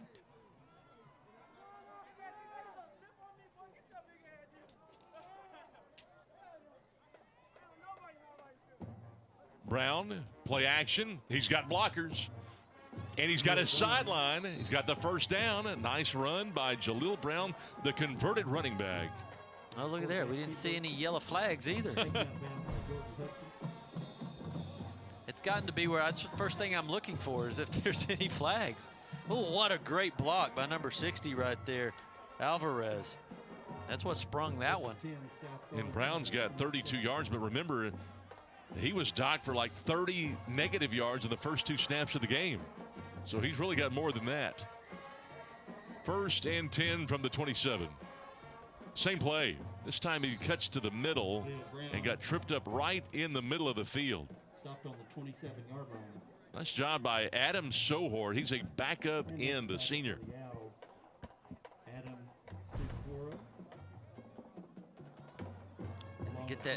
They get those big guys going, you know, pulling. Big number 44 is also coming across there, trying to make the block. And but you got to hit somebody. You got to come across there, and you got to put some shoulder pads on some people. Power play, big play. Another explosive play for Garland. Oh, no. Ball Ball's came out. out. Abraham lost it. And it's picked up by South Garland. That's a big break right there for the Colonels. 20 yards on the game. I think it got kicked, and it went right back into Abraham's hands. Watch this.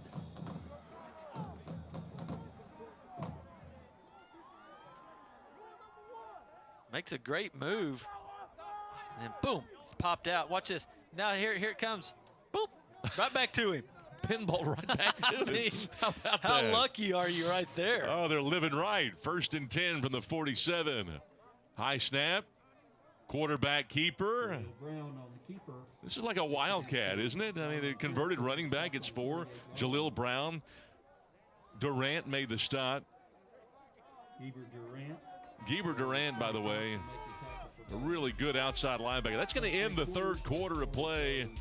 It's 34-15. South's got the ball in Owl territory when we come back on GRS TV. In Garland ISD, we're providing a higher level of education. Our students not only choose their own path to success, but arrive there faster. We're eliminating thousands of dollars in college tuition costs with our P-Tech and early college high school programs. Students can graduate with as many as 60 college credit hours, an associate's degree, or an industry certification, all for free, and all from the comfort of a traditional high school. By teaming up with area colleges and industry partners like Microsoft, Google, Parkland Hospital, Wells Fargo, and Gulf States Toyota, our students are gaining real work experience and real college credit. So be inspired, be amazing, be whoever you want to be. Choose Garland ISD. Final quarter. South Garland with the football here, 34-15, 12 minutes on the clock. And this is a South Garland team that is very determined. Here's Jalil Brown going to throw it deep. Big time gamble here, and it's picked off. Interception by Hudson. He's had a big night. Pulled down at the 44-yard line, and Jalil Brown commits the turnover. Yeah, that one was pretty ill-advised. I think he's running one direction, and, you know, you don't have your feet set. You just all of a sudden you got to toss it 35 yards down the field. That's just a tough play. And, well, that one just didn't have a chance. Hudson's had a big half. He was the one that scored the touchdown. The touchdown reception of 29 yards to extend the Owl lead to 3 possessions to begin the half. And now he's got the interception. So here come the Owls trying to put this ball game away.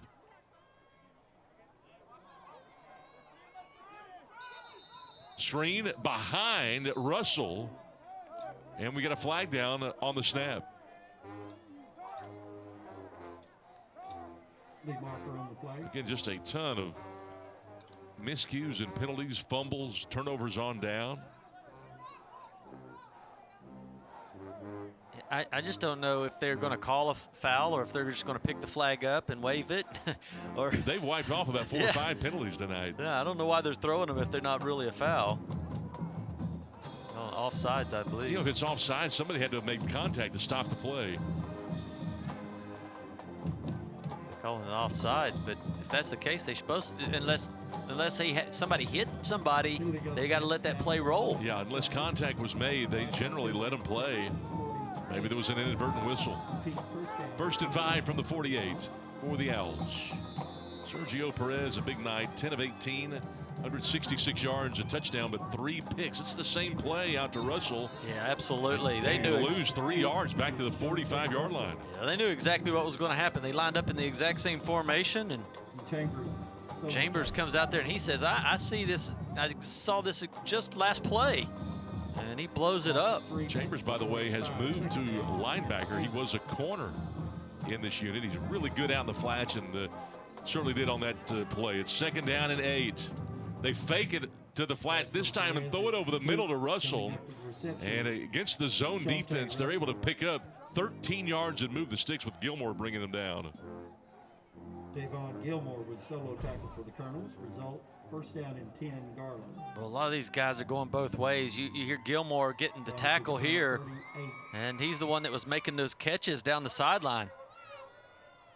Draw to Wigington, and Wigington with a taken down, a flag coming in. Great tackle, though, by South Garland. Only a gain of 3.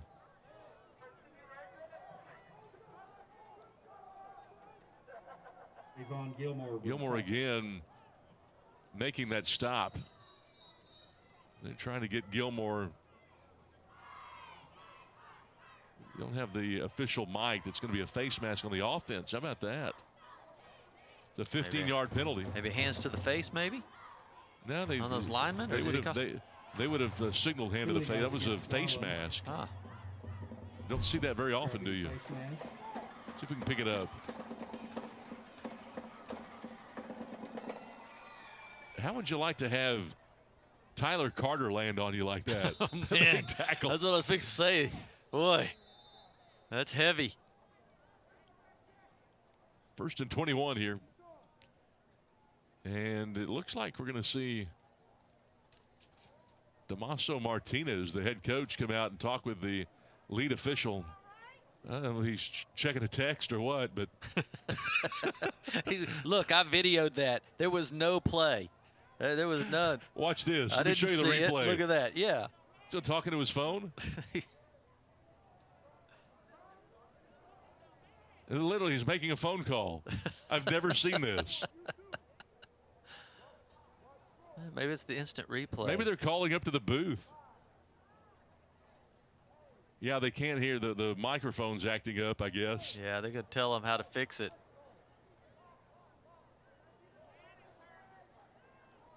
Raise your hand if you've seen this before. I think they ran out of batteries. He's been talking so much. He might have needs a battery replacement. Ladies and gentlemen, we have technical difficulties with the microphone for the referee. Trying to catch it on the PA. They were having difficulties with it. I think it was a clock malfunction.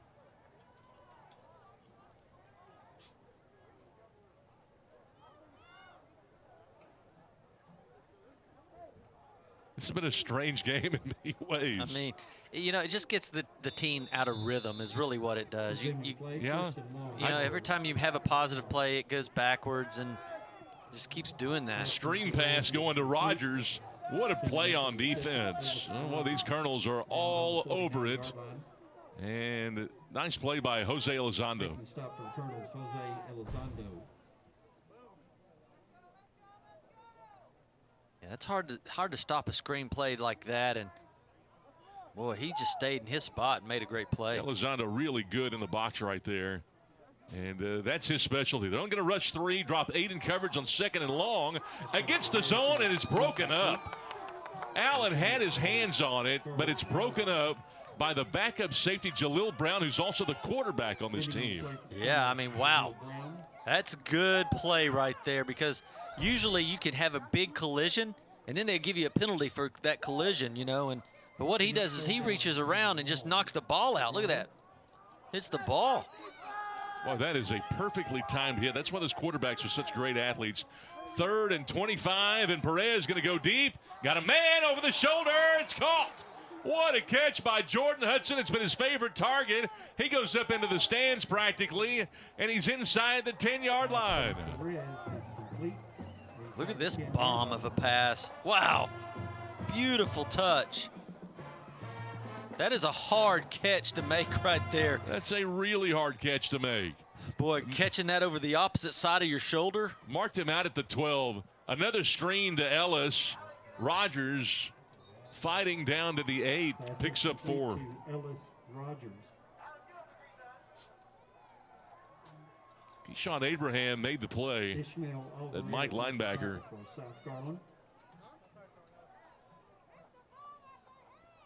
Does a really good job of playing the run against those pulling guards. That time a good tackle on the ground again. Wigington, not much. In fact, lost a yard. Tackle for a loss.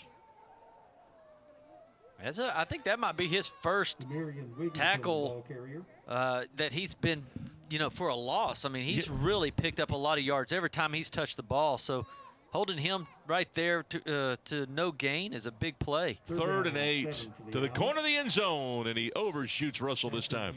Yeah, this Colonel team, they don't have many tackles for a loss. We haven't seen a whole lot tonight, but you look at the numbers, they didn't have very many coming in. It's 4th and 8. I believe they're going to try to kick a field goal here. Would be really good practice for the postseason. Johan Rodriguez to attempt this. Yeah, I agree. You've got to make these kind of plays right here because you might have to have this to win a game or to tie a game in the postseason. So it's a great time to sit out there and do these field goals here. 27 yards away. Pressure, and they got it. Pressure came from the edge, and they are able to block it. Boy, South Garland just showing a lot of heart tonight. Boy, it looked like Chambers was the man that came around the side to dive and get it. Yeah, what an athlete he is. And that's why you got to go out there and try to make this happen. You've got, if you're an Owl, you've got to correct these things. You've got to make this where that you go out there and you can kick that field goal every time in the postseason. South Garland will take over from their own 20 with 9:02 to go.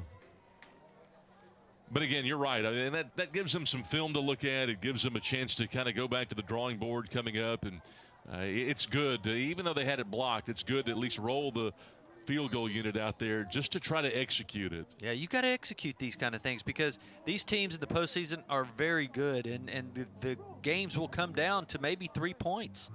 You know, they've got it marked at the 12-yard line. This thing should be at the 20, though. We'll go with the 12.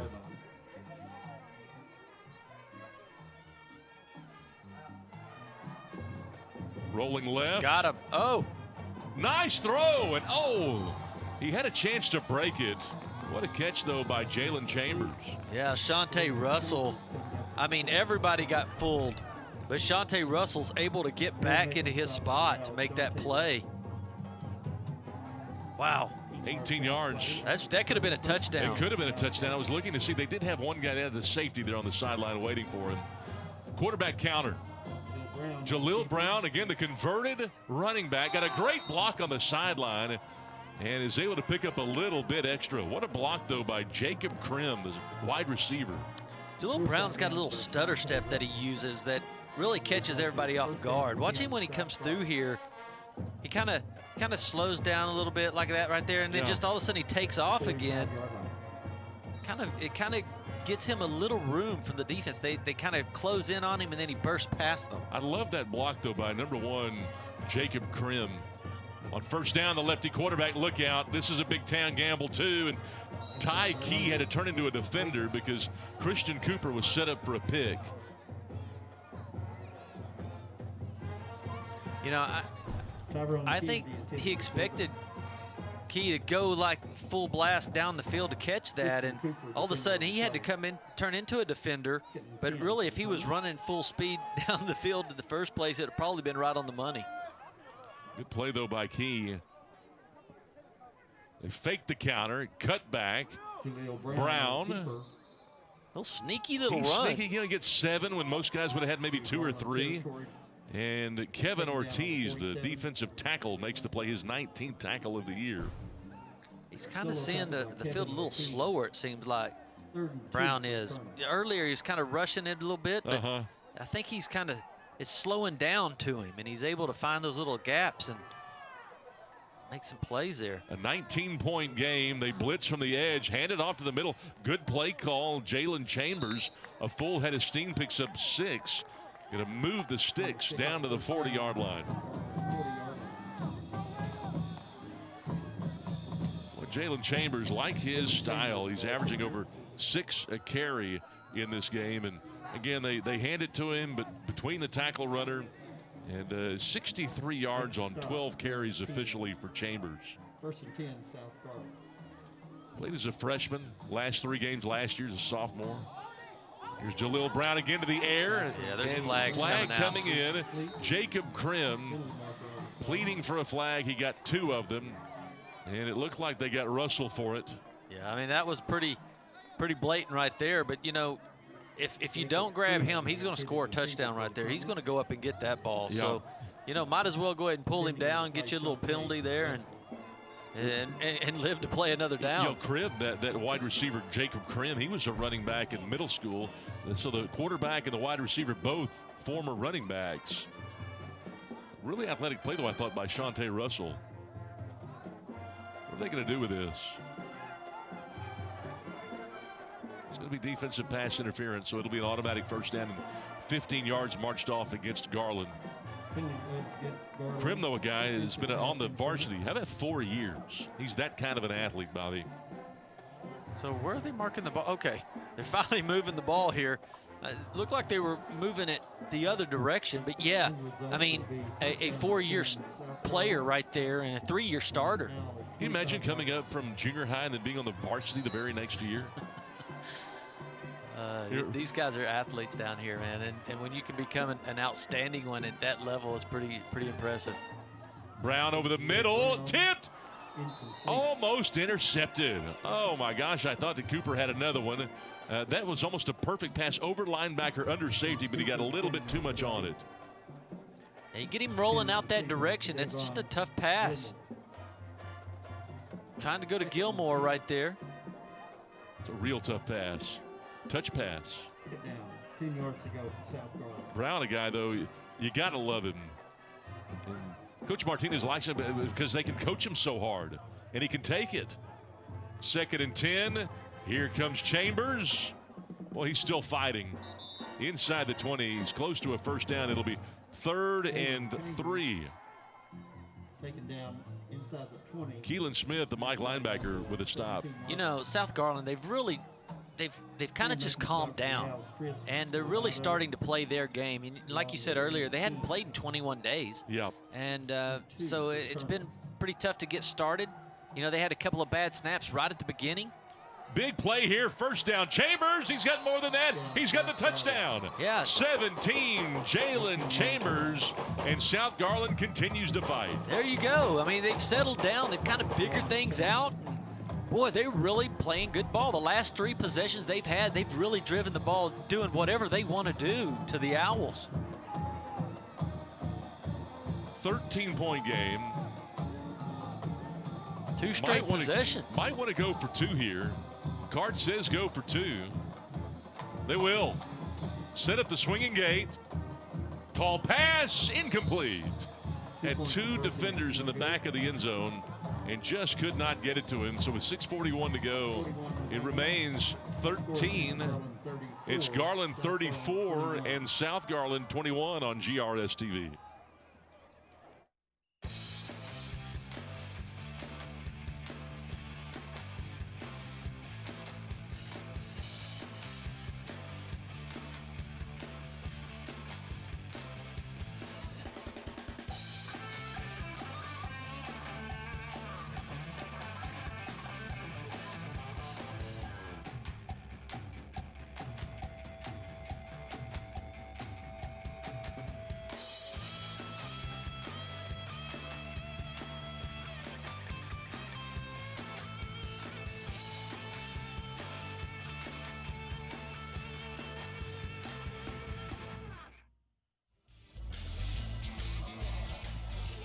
Point ball game. It's 34-21 in favor of Garland as South Garland continues to fight, and it has been one of those nights tonight with a lot of strange plays and flags all over the place. It's because of that crazy moon. You think it's the crazy moon? Yeah. There's not, I mean, the flags haven't even moved tonight. They're just dropped straight down. There's no wind.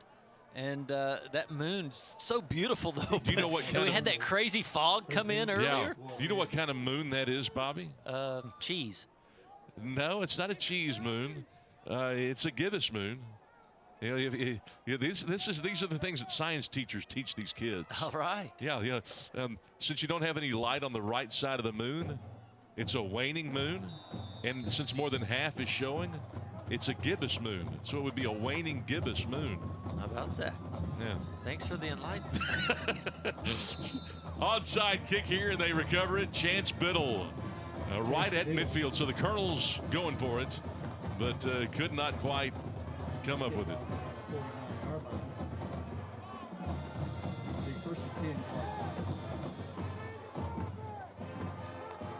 Chance Biddle moon. Chance Biddle moon. Well, I'll tell you what, these Garland Owls, Bobby, they've got a little something.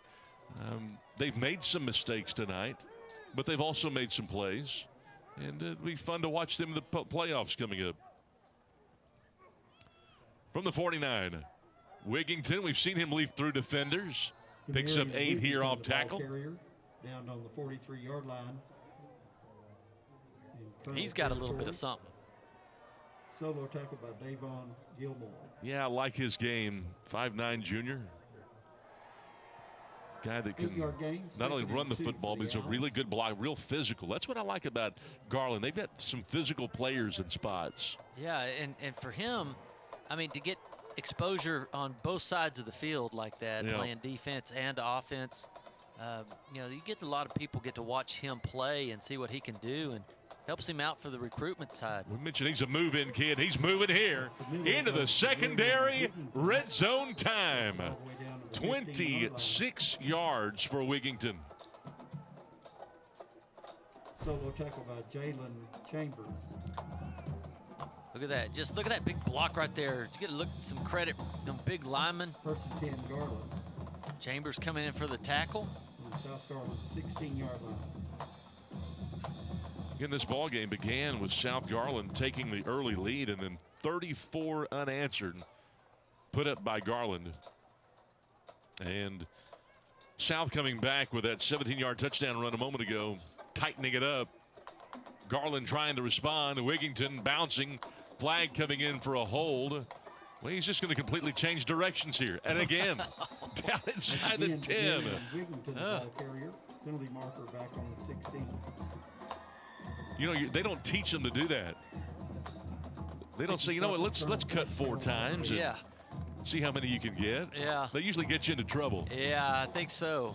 You know, some different teams out there, you're not going to be able to do that with, you know, get down deep in these playoff runs, or these teams are just too big, too fast. You gotta hit it and go. Got to hit it and go. You can't be cutting back. Especially in the playoffs. Yeah, that's what I'm saying. That playoffs, these teams get pretty good. That speed comes into play, and all of a sudden you start to get exposed if you're doing those little things wrong that you're not supposed to be doing. Yeah, you do a cutback like that, you'll probably get hit from behind. Yes. Pretty quick. You'll lose the ball. So, you know, sometimes it works, though. You get out there and do some spins and cut back. And Wigington tripped up. Nice tackle. Again, got 4 that time. The ball carrier down on the 22-yard line. Look at the numbers, and what Garland has really racked it up tonight. They average about 397 a game. They've got 505 yards of offense. 281 of those on the ground tonight. Both of these two teams have combined for almost 500 yards, as we see Danny Russell, head coach in his 5th year here at Garland, taking them to the postseason for the first time since 2015. 2nd and 15. Draw. Wigington hit in the backfield, and a swarm of Colonels come up and make the play. What a job by the defense. And that ended up being Escalante and company. Boy, I mean, watch this stop right here. Just boom. That's just dominating your man. And as soon as you get him stood up a little bit, boy, Gilmore comes flying through there. What an athlete he is as well. Strong. Really strong, Gilmore. Again, a guy that plays that Sam position, that strong side linebacker position. And again, they really stress going 100% all the time, and Gilmore's learned how to do that. 3rd and real long, over 20. Perez with the arm, goal line underthrown. Is it? No, almost intercepted. It goes incomplete. Again, Perez has the arm, trying to find Charles Allen, who had to come back for it. And I thought for a moment the ball might get picked. Yeah, I agree with you. He just didn't get the ball out there good enough. And defending on the play, right there, just Hart. Hart was able to undercut it. Just about gets the pick. 4th and 22. 4 wide receivers, and again, the action stop. Timeout going to be called by the Colonels. Yeah, I think they had to call it because they had defensive guys coming in and out of off the field, and I don't think they had 11 guys out there.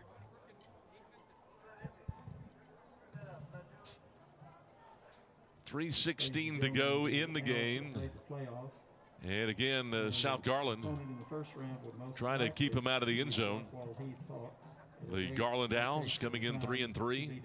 Playoffs on the horizon, either probably Rockwall or Rockwall Heath. That's a good district over there. Well, that Rockwall's a tough team right there. They're running over people, and whoever gets to meet them is going to be a pretty good game. I mean, they're good. Yeah, we mentioned that. I think Mesquite Horn playing tonight, and they've always got great athletes. I coached in that system for a number of years. But speaking of Horn, I believe Rodney Webb still the head coach over in Rockwall. It was the president of the THSCA. Not anymore. Did that for a couple of years. All right, out of the timeout. 4th down and 22. 3:21 to play. Sergio Perez on the play action. Pocket holds up. Look at that arm. To the end zone and intercepted. That ball is picked off in the back of the end zone. What a play by Jacob Krim. He's had a great night. Well, the outstanding players always keep shining, don't they? Just go ahead and toss it in the end zone, see if anything happens. I mean, might as well, right? But Krim, just what a great play. He is a tremendous athlete. These guys that you just keep calling their names out. You do, and you know, he's so good. Bobby, he calls the defense for them. He tells the secondary where to line up every play. Wow. They trust him that much. Yeah. He's a really good player. 3:13 to go. I'm really impressed with what I've seen out of South Garland tonight. It's a club, you know, that struggled a couple of years. You know, they struggled the last few years. And they have found a way to win district ball games and to stay in district ball games, and that's sometimes hard to do. Jalen Chambers with the carry that time, he's had a good night. Chambers almost 100 yards. That may put him over the 100-yard mark. I think so. It puts him over the 100 yards right there. Got 7. It's 2nd down and 3. Underneath throw. What a play. He's got a chance to go. Inside the 35, he gets away. What a play. He must run out of gas. That's what I was going to say. He needs to fill up. Ty Key down to the red zone. What a play right there. Well, you know, he hasn't come out of the game. I mean, he's played offense and defense, special teams. He's everywhere. And that play right there just takes it all out of you. 55 yards for Ty Key. Aaron Key. Containing South Garland on Garland 21. It's like, help. Where's the sideline? Tyrion Key, what a game he has had. Here's Jalil Brown, who also plays both ways. Look at that cutback. Down to the 12. Another 9-yard pickup. 2:07 to go. These Colonels have not stopped. Yeah, Jalil Brown, you're right. He's playing safety on defense and lines up at quarterback, and these guys all go both ways. They get tired. Man, look at that pancake blocked by the big lineman. They still battling. Clock rolling at 1:55. South Garland's got a timeout. Counter action. See him hiding? Jalil Brown coming out of there, and he's got the touchdown. 12 yards. Jalil Brown, like a jack-in-the-box, comes right out from behind the block, and he finds pay dirt. Look, he's hiding here. Watch, he just gets down low, low, low, breaks out, stiff arms. I think it's slowing down for him. At the beginning of the game, that first quarter and a half, it was pretty fast going, but they hadn't gotten to play anybody all month, and they finally get to come out here, and it's slowing down, and they're looking good. They got some great athletes, and man, they're right in the game. They are in the game.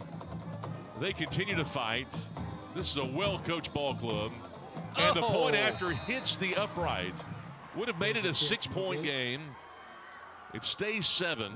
And with 1:42 to play, we'll see if South Garland can execute an onside kick here in a moment on GRS TV.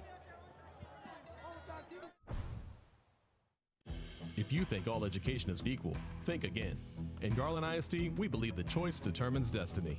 With the freedom to choose your school and customize learning, no other district compares to Garland ISD. A 21st century education, pre-K through 12, with career and tech courses, college degrees, national merit recognition, and advanced academics that not only prepare students for college, but prepare them for life. You want the best? Choose the best. Visit garlandisd.net and enroll your children today. We're bigger than Texas. We are Garland, USA. The Colonels don't quit. 34-27, and they have made this thing a one-possession game with an onside kick coming up, one would think. 34-27, Garland, 1:42 to play. And you've seen this district a number of years. And how much have these Colonels grown? Wow, I think as far as character-wise and hard-working athletes, I mean, they look really good. They're really impressive. And you can give a lot of credit to that head coach down there and giving this group of guys, you know, these pep talks and getting them engaged in the game and buying into their philosophy and what they're going to do. And it never hurts to have some great athletes. Well, DeMarco Martinez has done such a great job. This is his second year. Onside. Got a chance. It went through his hands. It's on the turf. Boy, it went right through his hands. I thought he was going to catch and run for a touchdown. Who's got it?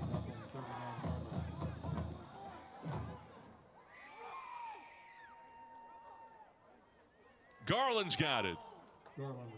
Oh, and the Colonels had a chance. That ball bounced straight up in the air. Look right here. Watch this. Right there. Oh, boom. In his hands. Oh.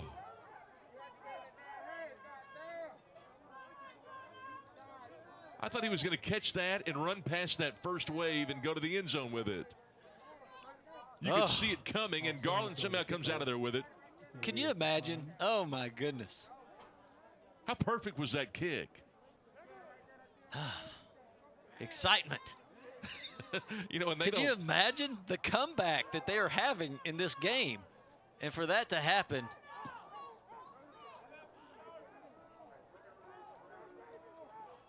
Well, of course, it was a flag on the play. Sure. But they got one timeout. It's going to be a tough one right here. Garland really doesn't have to do anything but take a knee here. They're going to run it, though. Wigington to the edge. Oh, look at that edge. That is a hard edge. Oh, and Wigington got up and the ball's out. They're going to call him down. Like I said, knee. if you're Garland, you had a chance to take a knee there. They go ahead and run the play, and the worst case scenario, the ball came out. Look at that. It was ruled down, though. Yeah, so they call a timeout, stop the clock here, and that'll be it for them. They have no more timeouts. Well, this Garland team, they got their money's worth tonight, and they got some resistance that I'm not certain that they expected. When South Garland was down, 34-7? Who thought this was going to be a one-possession game with $1.50 to go? The Colonels really, this second half, they've really, every time they've got the ball, they've just driven it down the field. Now, they weren't able to score on that one possession that they had maybe 8 plays inside the 6-yard line. Yeah. If they were able to score on that one possession, it could be a different game right here. You know, and Bobby, we're going to see this Garland team in the postseason. We're going to see Saxey, Naaman, and Wiley. And I think if you were to poll the experts, they probably would say that Naaman's got the best chance to go deep into the playoffs. Wigington's hunting, and he's just trying to be careful with the ball security, and he gets driven backwards, lost 2 there as the clock will run, and it'll be 3rd down and long. But Naaman, talk about a team that's really strong. They've got a strong team on both sides of the ball. What do you think? They go into the postseason, got a chance to make some noise, Bobby? I think so, because they might have to end up playing a Tyler Legacy. And if they play them, really Tyler Legacy, they have 2 big running backs. And those 2 running backs are really good, but that's really all they have. And that is really the strength of Naaman. So Naaman's got a big front 4 defensively. And so and they're really quick in linebackers, and they could really stop them, stop those running backs. So I think they have a chance at that first game, if that's who they end up playing. Well, we'll see, and we'll certainly keep you up to date on that. But this Garland team now calling the timeout, letting the play clock run all the way down, calling the timeout. We'll have 1 play remaining. I would not suspect that anything fancy is going to happen here, but regardless, this game doesn't determine a playoff spot. Those spots have already been determined. It's been a strange year. It's been a weird year. The playoffs for the lower classifications have already begun. But the bottom line is, Bobby, with everything that's gone on, hasn't it been nice just to at least have football? I think everybody needs it. Everybody, in the school, just something that they can rally around and have fun with. Just to even be, we thank the coaches and the athletes. It's been very hard on everybody. Hard on the coaches. They've got to be careful when they coach the kids. They've got to wear the mask and everything else.